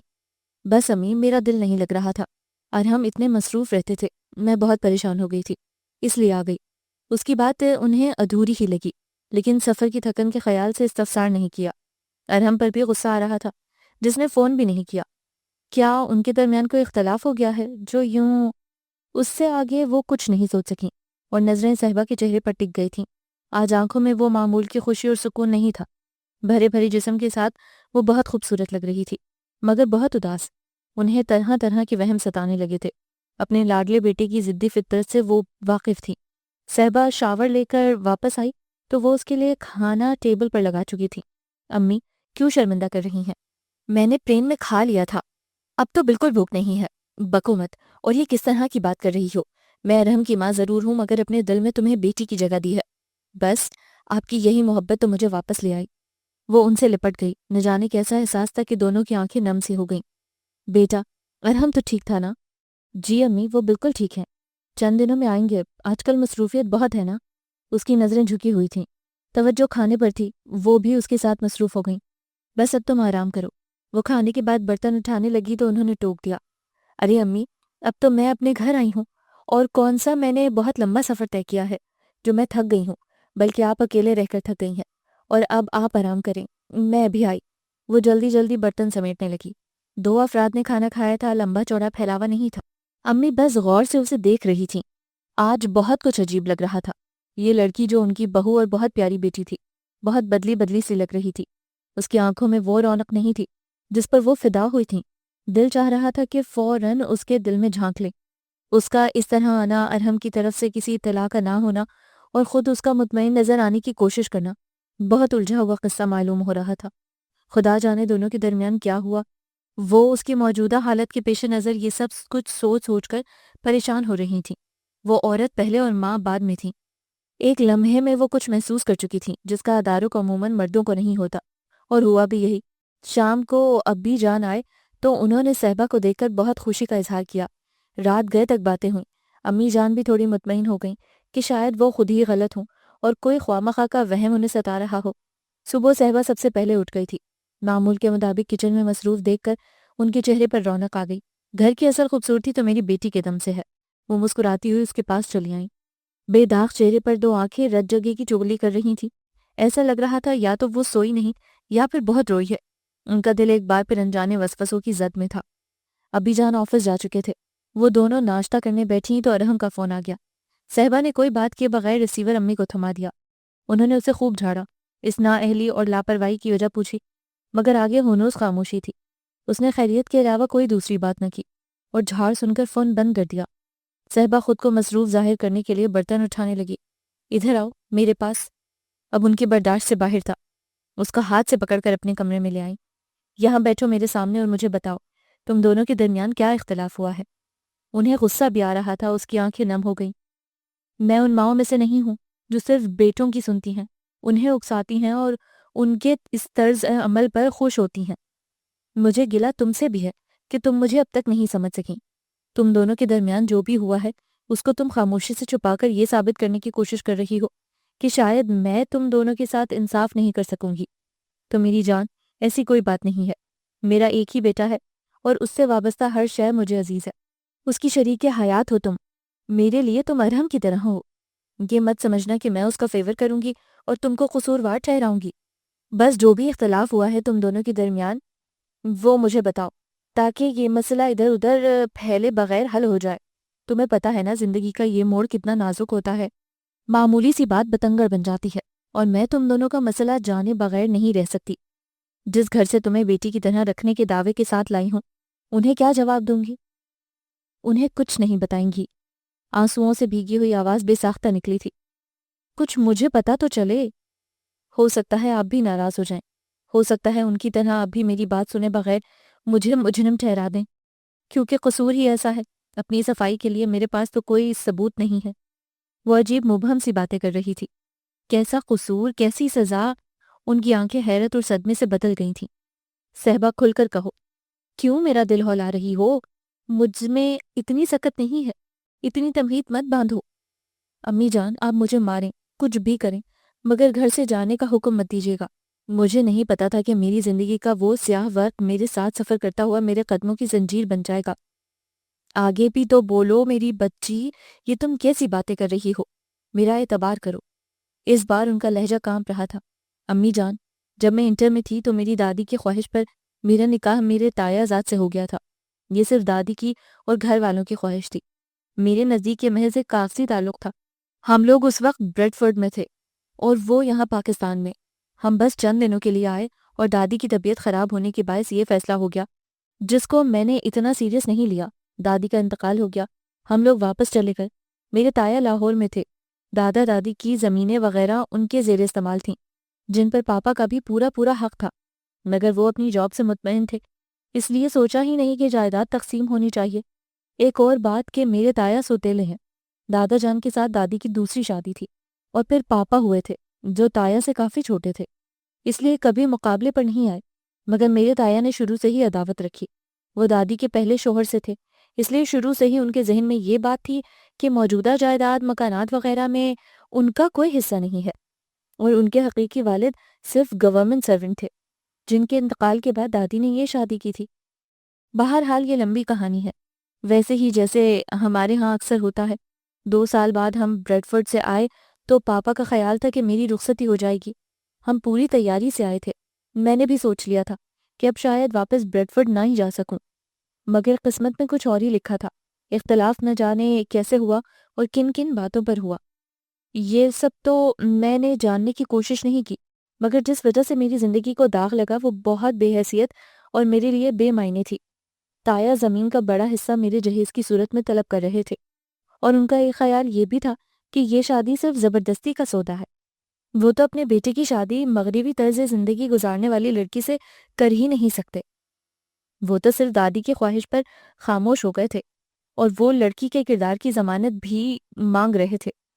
مجھے اب محسوس ہوتا ہے کہ وہ ساری باتیں بلا وجہ میری ذات سے منسوب کی گئیں تاکہ پاپا کو تکلیف پہنچے، اور پاپا ان سے سر جھکا کر گڑ گڑا کر بیٹی کی زندگی کی خوشی مانگے، مگر رشتوں ناتوں کی اصلی حقیقت جاننے کے بعد وہ ایسا ہرگز نہیں کر سکتے تھے۔ اور یوں وہ کچھ ہو گیا جو ایک لڑکی کی زندگی کی سب سے بڑی شکست ہوتی ہے۔ مجھے ڈائیورس ہو گئی اور میں رو بھی نہیں سکی۔ پاپا نے اپنی ساری پراپرٹی بیچ دی۔ ہم لوگ واپس چلے گئے۔ واپس آئے تو آپ سے ملاقات ہو گئی۔ میرے لیے تو یہ ساری صورتحال اتنی تکلیف دہ تھی کہ میں کسی سے تو کیا اپنی ذات سے بھی شیئر کرنے کی ہمت نہیں رکھتی تھی۔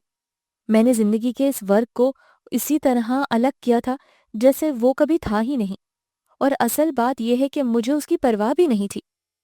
اب پتہ نہیں میری ماما پاپا نے آپ سے یہ بات چھپائی یا شیئر کی، میں نے آگہی کے خوف سے یہ تک بھی ان سے نہیں پوچھا، اور نہ کبھی یہ خوبصورت زندگی چھن جانے کے خوف سے ارحم کو بتا سکی، اور شاید آپ سے بھی ڈرتی رہی، اور میں تو لاہور جاتے ہوئے بھی ڈر رہی تھی۔ میری چھٹی حص مجھے کہہ رہی تھی کہ کچھ ہوگا۔ لاہور میں میری ملاقات ایک تقریب میں میرے تایا زاد طارق سے ہو گئی۔ وہ اس طرح ملا جیسے ہم بہت خوشگوار حالات میں الگ ہوئے ہوں، جبکہ میں تو پہلے بھی کبھی اس سے اتنی بے تکلف نہیں تھی۔ بہرحال اس نے ارحم سے بھی بات چیت کی، اپنا تعارف کروایا۔ اس دوران اس کی باتوں میں، نظروں میں کوئی تو بات ایسی تھی کہ ارحم کا موڈ میں نے وہیں آف ہوتے دیکھا۔ میں بھی نروس ہو گئی۔ گھر آ کر بھی ان کا رویہ کچھ خفگی والا تھا۔ شرمساری تو تھی ہی، اب احساس جرم اور زیادہ ستا رہا تھا۔ مجھے یہ بات ان سے کبھی نہیں چھپانی چاہیے تھی، اور زیادہ بہتر تھا کہ یہ بات شادی سے پہلے ہی کلیئر ہو جاتی، تو اب نہ ارحم کو شوق لگتا اور نہ یہ بات اتنا بڑا مسئلہ بنتی۔ وہ پھوٹ پھوٹ کر رونے لگی۔ وہ ارحم کی ماں تھی، اس لیے اس کا رد عمل جان گئی تھیں۔ صہبا میری جان، دیکھو رو نہیں۔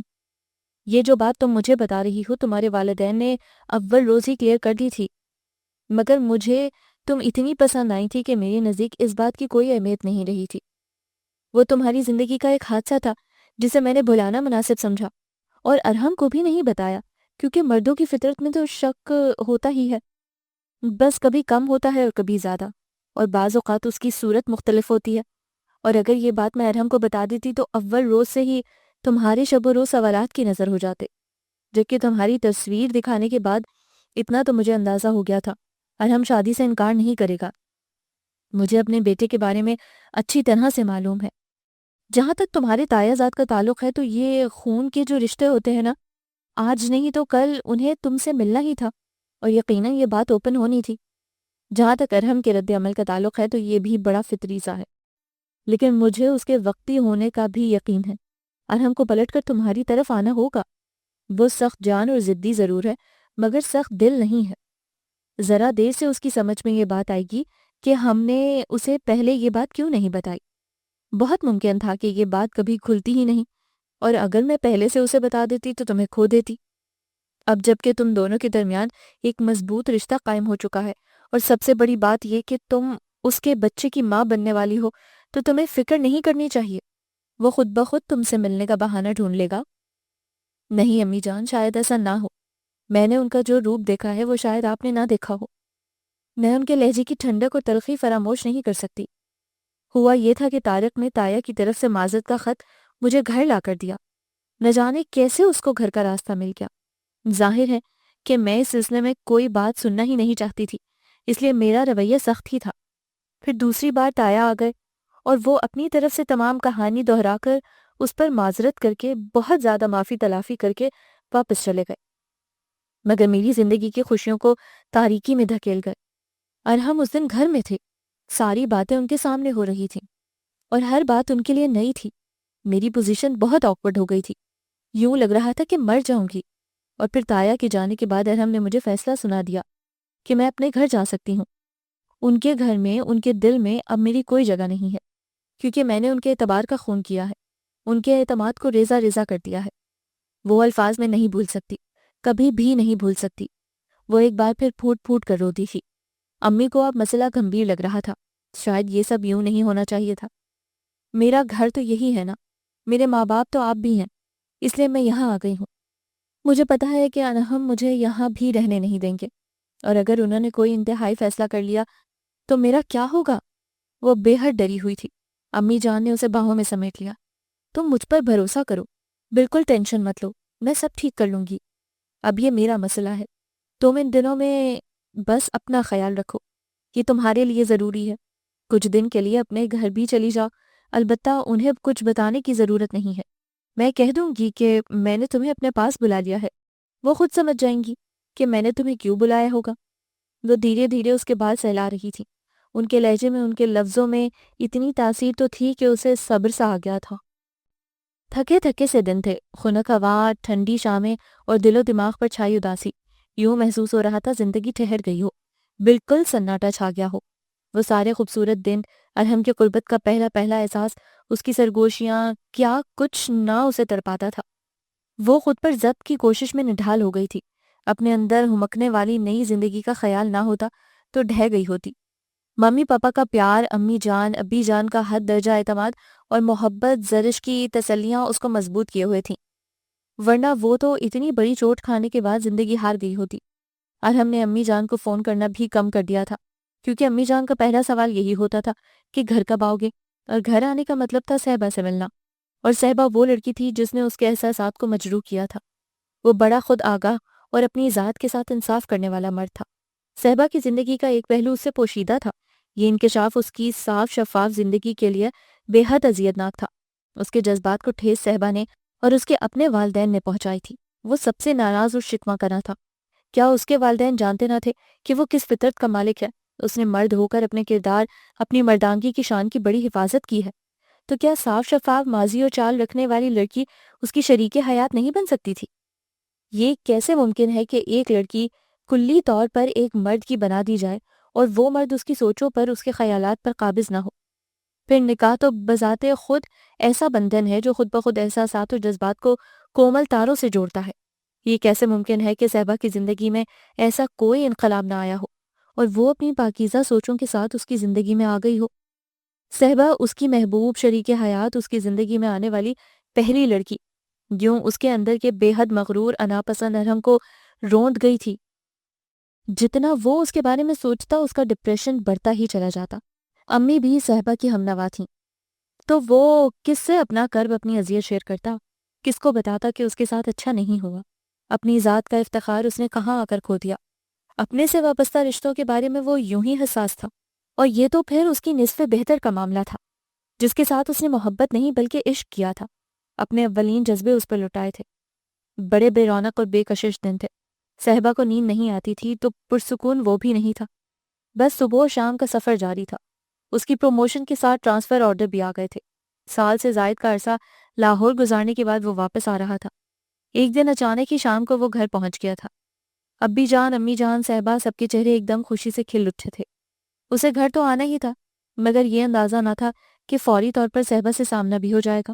اپنی دانست میں تو وہ صہبا کو اس کے گھر بھیج چکا تھا، مگر وہ بھی سمجھدار تھی، اپنے ہی گھر آئی تھی۔ امی جان دبے الفاظ میں شکایتیں کر رہی تھیں۔ ابی جان ہمیشہ کی طرح اس معاملے سے الگ تھلگ تھے۔ انہوں نے صرف اتنا کہا تھا کہ صہبا کا خیال رکھو، یہ بڑا نازک مرحلہ ہوتا ہے۔ عورت کی اصل قوت، طاقت اس کے شوہر کی محبت اور اعتماد ہوتا ہے۔ ان کی بات پر وہ محض لب بھینچ کر رہ گیا تھا۔ وہ ارحم کی جگہ ہوتے تو شاید اس کی کیفیت سمجھ پاتے۔ ان کے خیال میں ارحم کی ناراضی بے بنیاد تھی۔ ابھی انہیں کون سمجھاتا کہ ارحم کی نازک مزاجی اور خود پسندی نے بڑی زبردست چوٹ کھائی تھی۔ صہبا نے اس کی خود اعتمادی کے ساتھ مذاق کیا تھا، اس کا مان توڑا تھا۔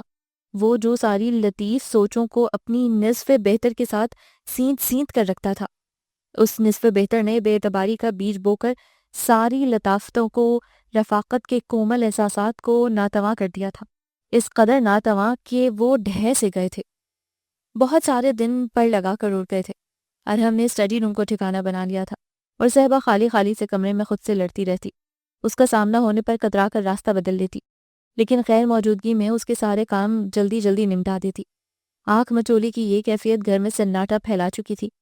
ابی جان اور امی ان فطری شرارتوں اور مسکراہٹوں کو ترس گئے تھے جن کی وجہ سے گھر کے در و دیوار بھی مسکرانے لگے تھے۔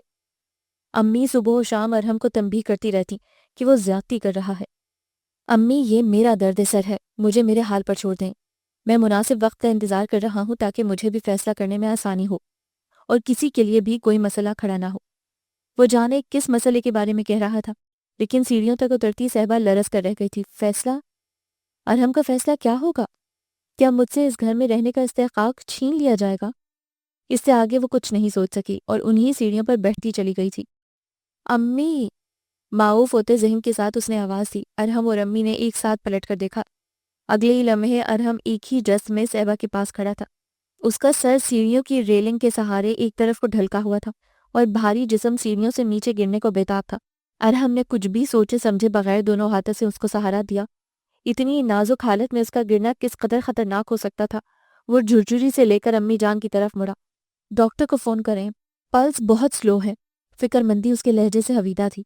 امی جان نے تو کلیجہ تھام لیا تھا۔ میری بچی! ارحم، میں پکڑتی ہوں اسے، تم فوراً گاڑی نکالو اور زرش کو بھی فون کرو۔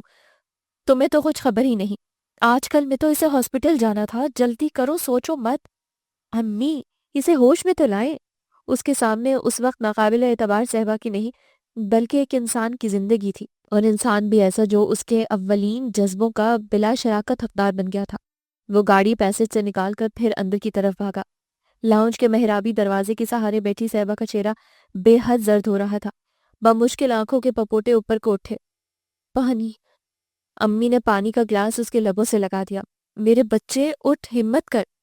امی، مجھے یہی رہنے دے، میں مر جاؤں گی۔ امی جان، پتہ نہیں مجھے کیا ہو رہا ہے۔ اس کا پورا جسم ٹھنڈا ہو گیا تھا۔ لفظ ٹوٹ ٹوٹ کر لبوں سے پھسل رہے تھے۔ ارحم کا دل جیسے کسی نے مٹھی میں دبوچ لیا۔ امی جان نے اس کی کمر میں ہاتھ ڈال کر اٹھانا چاہا، مگر وہ اس قدر بھاری اور نڈھال ہو رہی تھی کہ وہ خود ہانپ کر رہ گئی۔ امی، میرا دل بند ہو رہا ہے، ارحم کو بلائے نا، میں انہیں دیکھ لوں۔ وہ آنکھوں کے بھیگے بھیگے کناروں کے ساتھ ارحم کے بازوؤں میں سمٹ سی گئی تھی۔ ارحم کی مضبوط اور توانا گرفت ہی اسے سہارا دینے کے لیے کافی تھی۔ امی نے ہاسپٹل کا نام بتایا تھا اور وہ گاڑی ہوا میں اڑانے لگا تھا۔ سگنل بند ہوا تو اس نے موبائل سے زرش کو اطلاع دی۔ صحبا کی امی سے بات کی۔ بمشکل 15 سے 17 منٹ میں وہ لوگ ہاسپٹل پہنچ گئے تھے۔ پرائیویٹ اسپتال تھا، اس لیے کیس کی نوعیت جان کر متعلقہ عملہ فوراً حرکت میں آ گیا۔ صحبا کا بلڈ پریشر نارمل حالت تک لانے میں کافی وقت لگ گیا تھا۔ زرش نے ملامتی نگاہوں سے ارحم کو دیکھا۔ آپ کو پتہ ہے ایسی حالت میں بلڈ پریشر کا لو ہونا کس قدر خطرناک ہو سکتا ہے، اور اس کے ذمہ دار صرف آپ ہیں۔ زرش پلیز، میں پہلے ہی سخت ٹینشن میں ہوں۔ اس کے لہجے میں صرف الجھن تھی۔ زرش کی نظریں آپریشن تھیٹر کی طرف اٹھ گئیں، جہاں ایک دم ہلچل سی مچ گئی تھی۔ تھوڑی دیر کے بعد صحبا کا اسٹریچر اندر لے جایا گیا۔ کھلی آنکھوں اور سوئے سوئے دماغ کے ساتھ اس نے سب کو دیکھا تھا۔ تخلیق کے جس درد میں وہ اس وقت مبتلا تھی، اس کے بعد سارے درد، ساری تکلیفیں، ساری اذیتیں کم لگ رہی تھیں۔ اس کی بولتی نگاہوں نے صرف ارحم کو مخاطب کیا تھا، اور وہ ان نگاہوں کی زبان لمحوں میں سمجھ گیا تھا۔ مدھم سی مسکراہٹ کے ساتھ وہ اس کی طرف بڑھا۔ Be brave! اور 2 نمکین پانی کے قطرے صحبا کی آنکھوں کے کناروں سے نکل پڑے تھے، اور پھر جب تھوڑی دیر کے بعد اسے پتا چلا کہ 3 زندگیاں موت و حیات کی کشمکش میں ہیں تو وہ ششدر رہ گیا۔ تو کیا صحبا؟ وہ امی کی طرف مڑ گیا۔ ہاں بیٹا، 2 جانیں اس کے اندر سانس لے رہی ہیں، ڈاکٹر نے بتایا تھا، اس لیے سیزر ضروری ہو گیا تھا۔ مگر آپ نے مجھے کیوں نہیں بتایا؟ کتنی تڑپ تھی اس کے لہجے میں۔ امی جان نے کڑی نگاہوں سے اسے دیکھا۔ تو بیٹا خبر رکھنی تھی نا، وہ تمہاری بیوی تھی، تمہاری ذمہ داری ہے۔ اسی لمحے ڈاکٹر عائشہ ہراساں سی اسٹاف نرس کو تاکید کرتے ہوئے باہر نکلی، اور پھر اس کے الفاظ نے سامعین پر زلزلے کے سے آثار پیدا کر دیے تھے۔ سب ایک دوسرے کی شکل دیکھ کر رہ گئے تھے۔ فیصلہ ارحم کے ہاتھ میں، ماں یا بچوں میں سے کسی ایک کا انتخاب، کیونکہ صحبا کا کیس خاصا پیچیدہ ہو گیا تھا۔ ماں کا بی پی لو اور بچوں کا تنفس متاثر، ہارٹ بیٹ بھی لمحہ بلمحہ کم ہو رہی تھی۔ اور پھر سب نے دیکھا کہ ارحم نے فیصلہ کرتے ہوئے ایک پل بھی نہیں لگایا تھا۔ آپ ماں کو بچائیے۔ زرش بے اختیار اس سے لپٹ گئی۔ گریٹ بھائی جان، گریٹ۔ صہبا کی محبتوں پر صرف آپ کا حق ہے۔ امی جان، صہبا کی امی جائے نماز پر کھڑی ہو گئی تھی۔ ابی جان نے بھی اسے گلے لگا لیا تھا۔ اللہ سے بہتری کی امید رکھو، وہ مسبب الاسباب ہے۔ اور خود ارحم کی آنکھوں کے گوشے نم ہو گئے تھے۔ صہبا، تم نے تو ارحم کو مار دیا تھا۔ یہ تو کوئی اور ہے، اور کتنی عجیب بات ہے۔ اسے بھی تم سے محبت ہے، بے تحاشا اور بے حساب۔ یہ ارحم نہیں ہے، لیکن تمہارے بغیر یہ بھی نہیں رہ سکتا۔ تمہیں اس کے لیے زندہ رہنا ہوگا، اس دوسرے ارحم کے لیے۔ اور پھر کتنا ڈھیر سارا وقت انہیں یہاں کھڑے کھڑے گزر گیا۔ ٹانگیں، شل اور احساسات منجمد تھے۔ اور پھر اس وقت پورے کمپاؤنڈ میں حرارت کی لہر سی پھیل گئی جب ڈاکٹر عائشہ نے بے حد جاندار سی مسکراہٹ کے ساتھ خبر سنائی کہ ہم آپ کی بیٹی کو نہیں بچا سکے۔ وہ بے حد کمزور تھی، بالکل اپنی ماں کی طرح، مگر بیٹا تو آپ کی طرح بہادر ہے۔ آپ کو اپنے بیٹے کی ماں کی زندگی مبارک ہو۔ کس قدر سریلا نغمہ تھا یہ۔ ارحم کے چہرے پر پورے جسم کا خون سمٹ آیا۔ ماں بیٹے دونوں کو انتہائی نگہداشت کے یونٹ میں رکھا گیا تھا، اور وہ ننھی سی کلی جو دنیا میں آنے سے پہلے ہی مرجھا گئی تھی، ارحم کے سامنے آئی تو وہ شدت ضبط سے ہونٹ کاٹ کر رہ گیا۔ بالکل ارحم کا عکس تھی وہ۔ ارے بیٹے، یہ تو تیرا چہرہ ہے۔ امی جان بھی تڑپ کر رہ گئی تھی۔ ارحم کتنی دیر تک اس کا گلاب چہرہ تکتا رہا، بولتے ہوئے نقوش اور بے جان وجود۔ کاش کہ تم ہمیں پورا خوش ہونے دیتی، مگر تھینک یو، تم نے میری صہبا کو بچا لیا۔ باپ بن جانے کا معتبر احساس اور اتنے صبر آزما مرحلے سے بخیر و عافیت گزر جانے کی مسرت نے ارحم کو گہری تبدیلی سے دوچار کیا تھا۔ اس کی خود پسندی، اس کا غرور اور اس کا اعتماد اللہ تعالیٰ نے کس امتحان میں ڈال دیا تھا۔ کتنی سخت آزمائش کے تھے وہ لمحے، وہ دل بند کر دینے والے پل، اور پھر اللہ تعالیٰ نے اسے ہر مرحلے سے سرخ روح نکالنے کے بعد دل و دماغ کی دنیا ہی بدل ڈالی تھی۔ باپ بنا تو اپنی شخصیت کے بہت سارے رنگ پسے پش ڈالنے پر مجبور ہو گیا تھا۔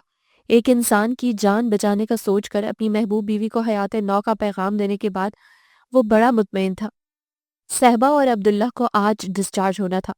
دونوں کی حالت قدرے تسلی بخش تھی۔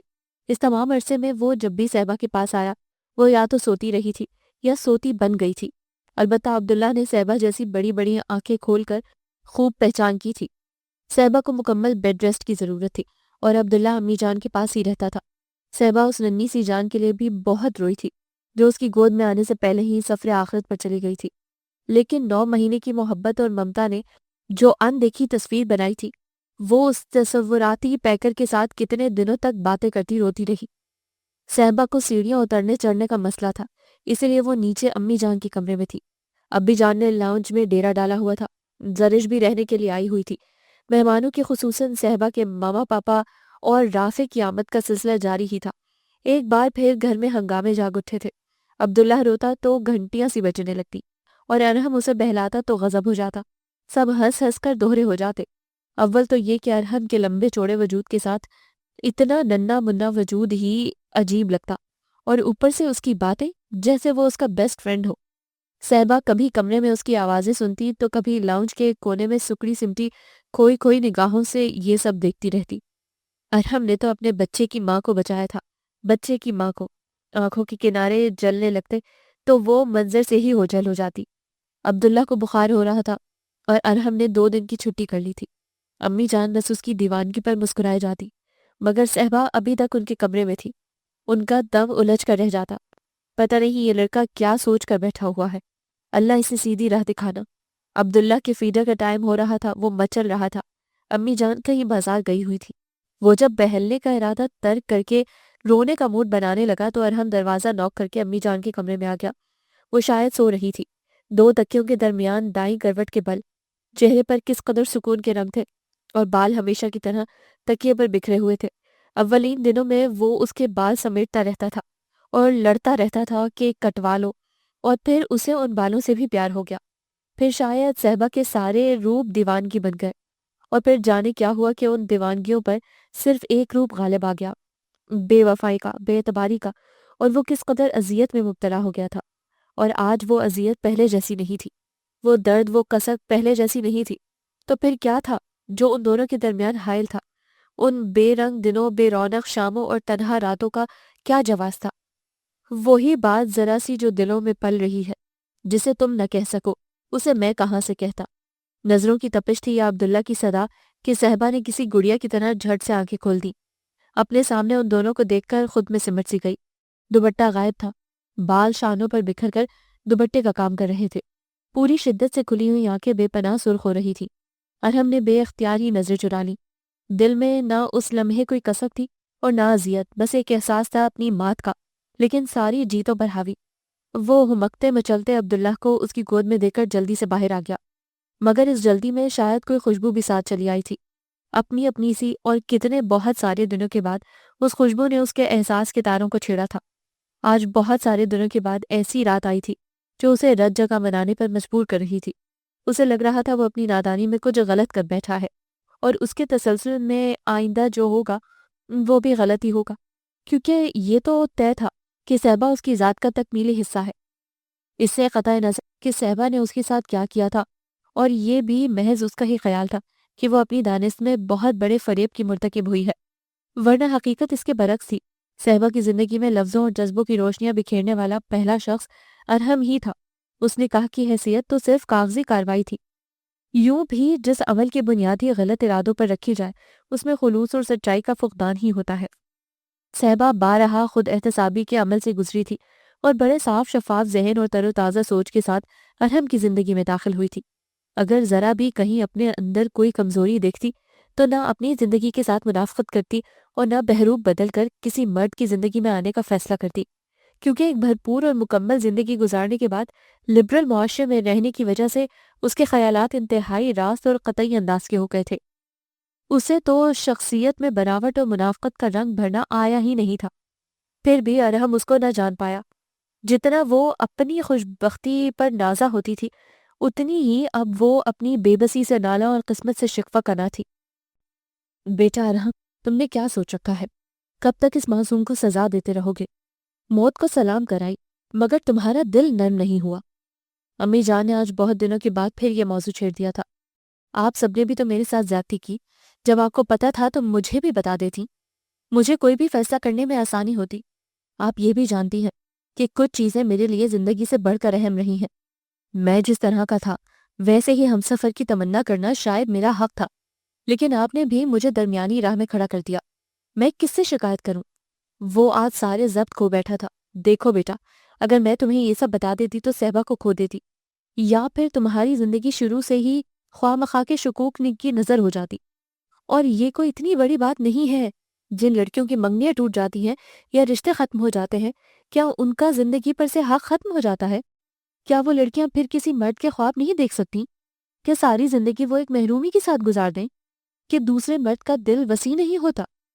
پھر مرد کو یہ حق کیسے حاصل ہو جاتا ہے کہ وہ ایک کے بعد دوسری، پھر تیسری اور خوب سے خوب تر کی تلاش میں رہتا ہے؟ دیکھو ارحم، فطرت کے اصول مت بھولو۔ صہبا کا نکاح کوئی گناہ نہیں تھا، نہ ہی ایسی غلطی کہ اسے زندگی کی خوشیوں سے محروم کر دیا جائے۔ اگر تم اس کی شادی سے پہلے کی زندگی کے آئینے میں موجود زندگی کو دیکھو گے تو تصویر دھندلی ہی نظر آئے گی۔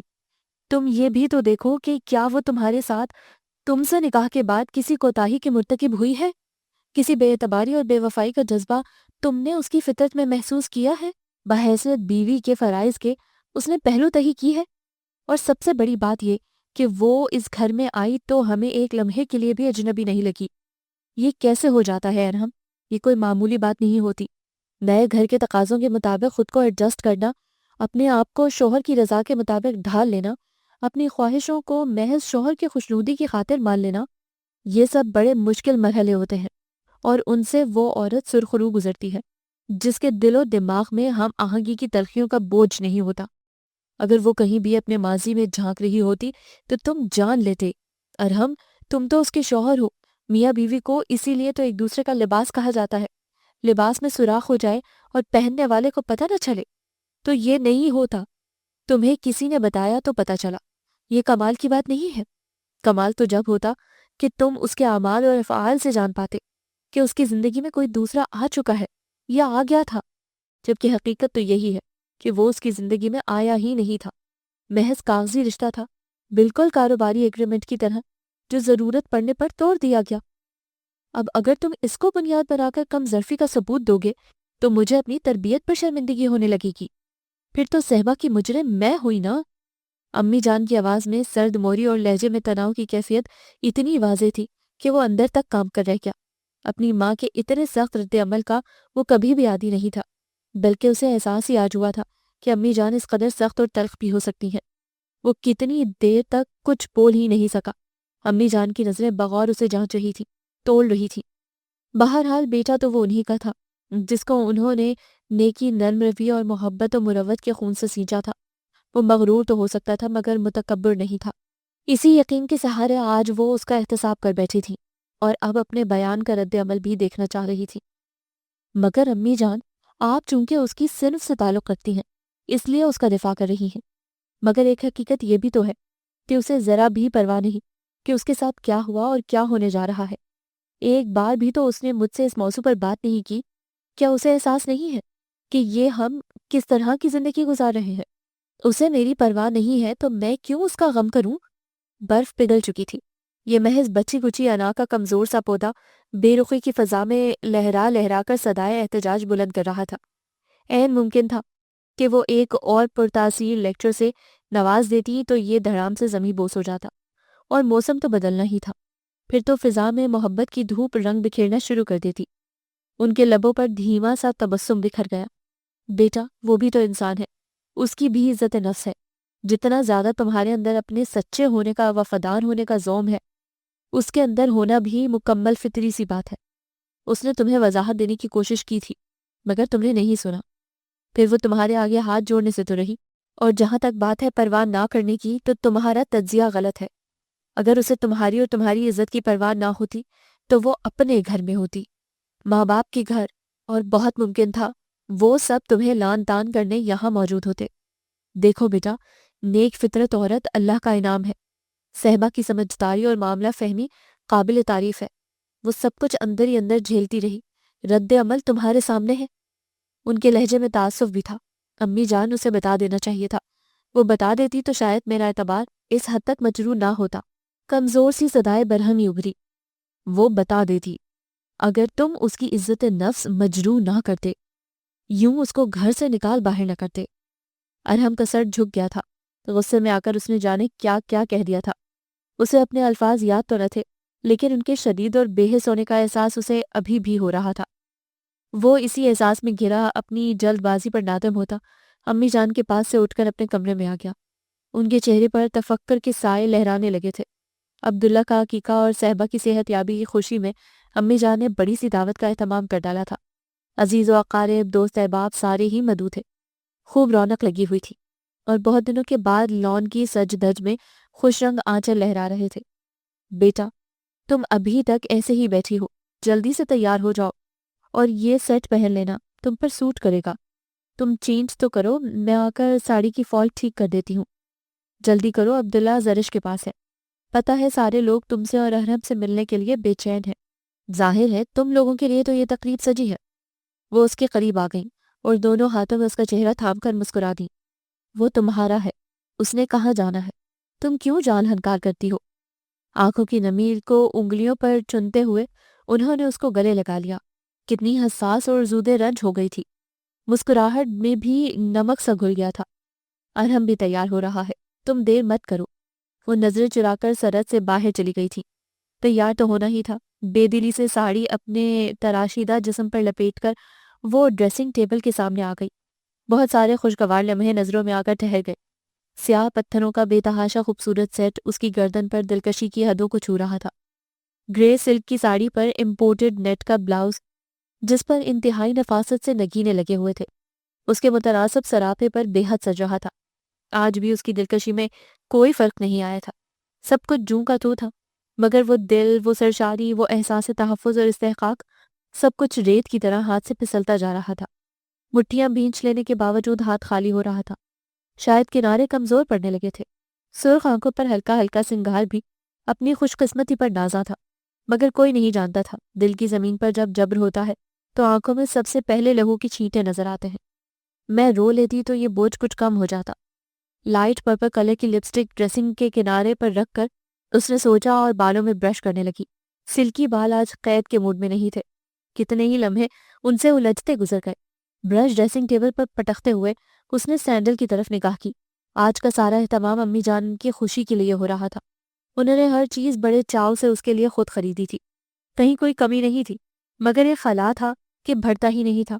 سینڈل پہن کر اس نے ایک بار پھر بالوں میں برش پھیرا اور اپنے سراپے پر ایک ناقدانہ نظر ڈال کر دروازے کی طرف بڑھی تھی کہ قدم اگلے ہی پل ساکت ہو گئے۔ دروازے پر وہ استادہ تھا جو نہ خوش ہونے دیتا تھا اور نہ رونے، جو نہ دل سے اترا تھا نہ دل میں رکھ سکا تھا۔ زندگی کی سب سے خوبصورت حقیقت تھا، مگر زندگی کو کس قدر بے رنگ کر گیا تھا۔ صحبا کی آنکھیں جلنے لگی تھیں، وہ بے اختیار رخ موڑنے پر مجبور ہو گئی۔ ارحم 2 قدم چل کر اس کے سامنے آ گیا۔ گرے کلر کے ڈنر سوٹ میں وہ مد مقابل تھا اور ڈریسنگ ٹیبل کا قدادم آئینہ پکار پکار کر کہہ رہا تھا، ایسی ہم آہنگی محبت کرنے والوں کو زیب دیتی ہے، یہ مزاج شناسی دل کے تار بھلا ٹوٹنے دے سکتی ہے۔ چلو میرے ساتھ۔ کس انداز کی پیشکش اور کتنا ملائم لہجہ! اس کا دل ایک دم تھم سا گیا، آنکھوں میں حیرانی پھیل گئی اور اس نے چہرے کی نرم سی مسکراہٹ اور آنکھوں کی دل موہ لینے والی چمک کے ساتھ سر ہلا کر اس کا ہاتھ تھام لیا۔ عبداللہ کی ممی اور پاپا کو آج کے دن تو ایک ساتھ نظر آنا چاہیے۔ صرف عبداللہ کی ممی؟ ایک دم اس نے ہاتھ کھینچ لیا۔ آنکھوں کا سوال ارحم سے شکایت کر رہا تھا۔ وہ محظوظ ہوئے بغیر نہ رہ سکا۔ نہیں، ارحم کی زندگی کی اولین خوشی اور میرے گھر کی رونق۔ صحبا کا ٹھہرا ہوا دل اب تیزی سے دھڑکنے لگا تھا۔ میرے پاس اپنے معتبر ہونے کا کوئی ثبوت نہیں۔ لہجہ بکھرنے کو تھا۔ تمہارا اعتبار میں ہوں، تمہارے ساتھ اس وقت میری موجودگی تمہارا اعتبار ہے۔ جو دن درمیان میں ذہنی کوفت کا سبب بنے انہیں تم میرے ذہن کی پراگندگی سمجھ کر فراموش کر دو۔ میں کچھ فہم تھا، لیکن یہ بات تو پہلے دن ہی جان گیا تھا کہ تمہارے بغیر ادھوری زندگی گزار نہیں پاؤں گا، اور میں بھی مر جاتی اگر عبداللہ کا سہارا نہ ہوتا۔ تو بس حساب برابر ہو گیا، میرے بیٹے نے میرے حصے کا کام کر دیا۔ وہ شوخی سے مسکرایا۔ وہ میرا بیٹا ہے۔ ایک دم اس کا لہجہ بدل گیا۔ وہ ہم دونوں کا بیٹا ہے، کیا اس سے انکار کر سکتی ہو؟ اور ہم نے پھر ہاتھ تھام لیا اور قدم دروازے کی طرف بڑھا دیے تھے۔ لاؤنج خالی تھا۔ کوریڈور اور برآمدے کے بیرونی حصے برقی کمکموں سے جگمگا رہے تھے۔ دونوں دھیمے دھیمے قدموں سے چلتے ہوئے برآمدے کی داخلی سیڑھیوں پر آ کر رک گئے۔ سامنے ہی لان کی رنگ برنگی روشنیوں میں مہمان رونقیں بکھیر رہے تھے۔ ان دونوں کو دیکھ کر بہت سارے چہرے خوشی سے کھل اٹھے اور آنکھیں مسکرا مسکرا کر ستائش کا حق ادا کرنے لگی۔ زرش، امی جان، ممی، پاپا، رافع، غزل، سب کے چہروں پر انوکھی سی چمک تھی۔ پھر پتہ نہیں کس نے ہاتھ اٹھایا، کس نے پہلی تالی بجائی، لیکن آن کی آن میں پورا ہال تالیوں کی آواز سے گونج اٹھا۔ یہاں سے وہاں تک غبارے ہی غبارے پھیل گئے۔ کی بورڈ پر کسی نے خوشی کی دھن چھیڑ دی تھی۔ یہ رافع، زرش اور غزل کی شرارت تھی، جو ہر چیز موقع محل کی مناسبت سے بہت بھرپور اور انوکھی لگ رہی تھی۔ مہمانوں کی آنکھیں حیرت سے کھلی ہوئی تھی۔ آہستہ آہستہ دیے روشن ہو رہے تھے۔ ڈھیر ساری کزنز نے یہ کام انتہائی مشاقی اور سرت سے کیا تھا۔ ارحم نے پر مسرت نظروں سے صحبا کو دیکھا ہمارا پروٹوکول، یہ کس کا آئیڈیا تھا؟ صحبا نے مخملی سبز گھاس پر جگنو کی طرح ٹمٹماتے دیوں کی طرف اشارہ کیا۔ میرا، بہت دنوں کے بعد ان آنکھوں میں بھی دیے جل رہے ہیں۔ Thank God, it's really amazing. Sahba کے ہونٹوں پر آنے والے الفاظ ہر ایک کے دل میں تھے۔ امی جان عبداللہ کو لے کر ان کے پاس آ گئیں۔ صحبا نے نرمی سے اسے دونوں بازوں میں سمیٹ لیا۔ ارحم نے آگے بڑھ کر اس کے ماتھے پر بوسہ دیا۔ میرا شیر بیٹا اپنی ماں پر چلا گیا۔ جالس ہو رہے ہیں آپ کے پاپا۔ وہ ہنس پڑی اور بیٹے کو مخاطب کیا۔ ظاہر ہے مجھ سے زیادہ خوبصورت جو ہوا۔ ارحم نے ایک نرم سی نگاہ صحبا پر ڈالی جس کا چہرہ ممتا کی آنچ دے رہا تھا۔ آئندہ میں ناراض ہوا تو تم بناؤ گی، وہ امی جان کو گواہ بنا کر کہہ رہا تھا۔ اب میرے حصے کا کام میرا بیٹا کرے گا۔ وہ بھرپور اعتماد کے ساتھ امی جان کی تائید چاہ رہی تھی، جو آج بہت دنوں کے بعد تمانیت سے ہنس رہی تھی۔ اللہ نہ کرے جو تم دونوں کی زندگی میں پھر کوئی ایسا تلخ مرحلہ آئے۔ انہوں نے شدت دل سے دعا دی تھی اور وہ دونوں نظروں کی زبان سے اس کی تائید کر رہے تھے۔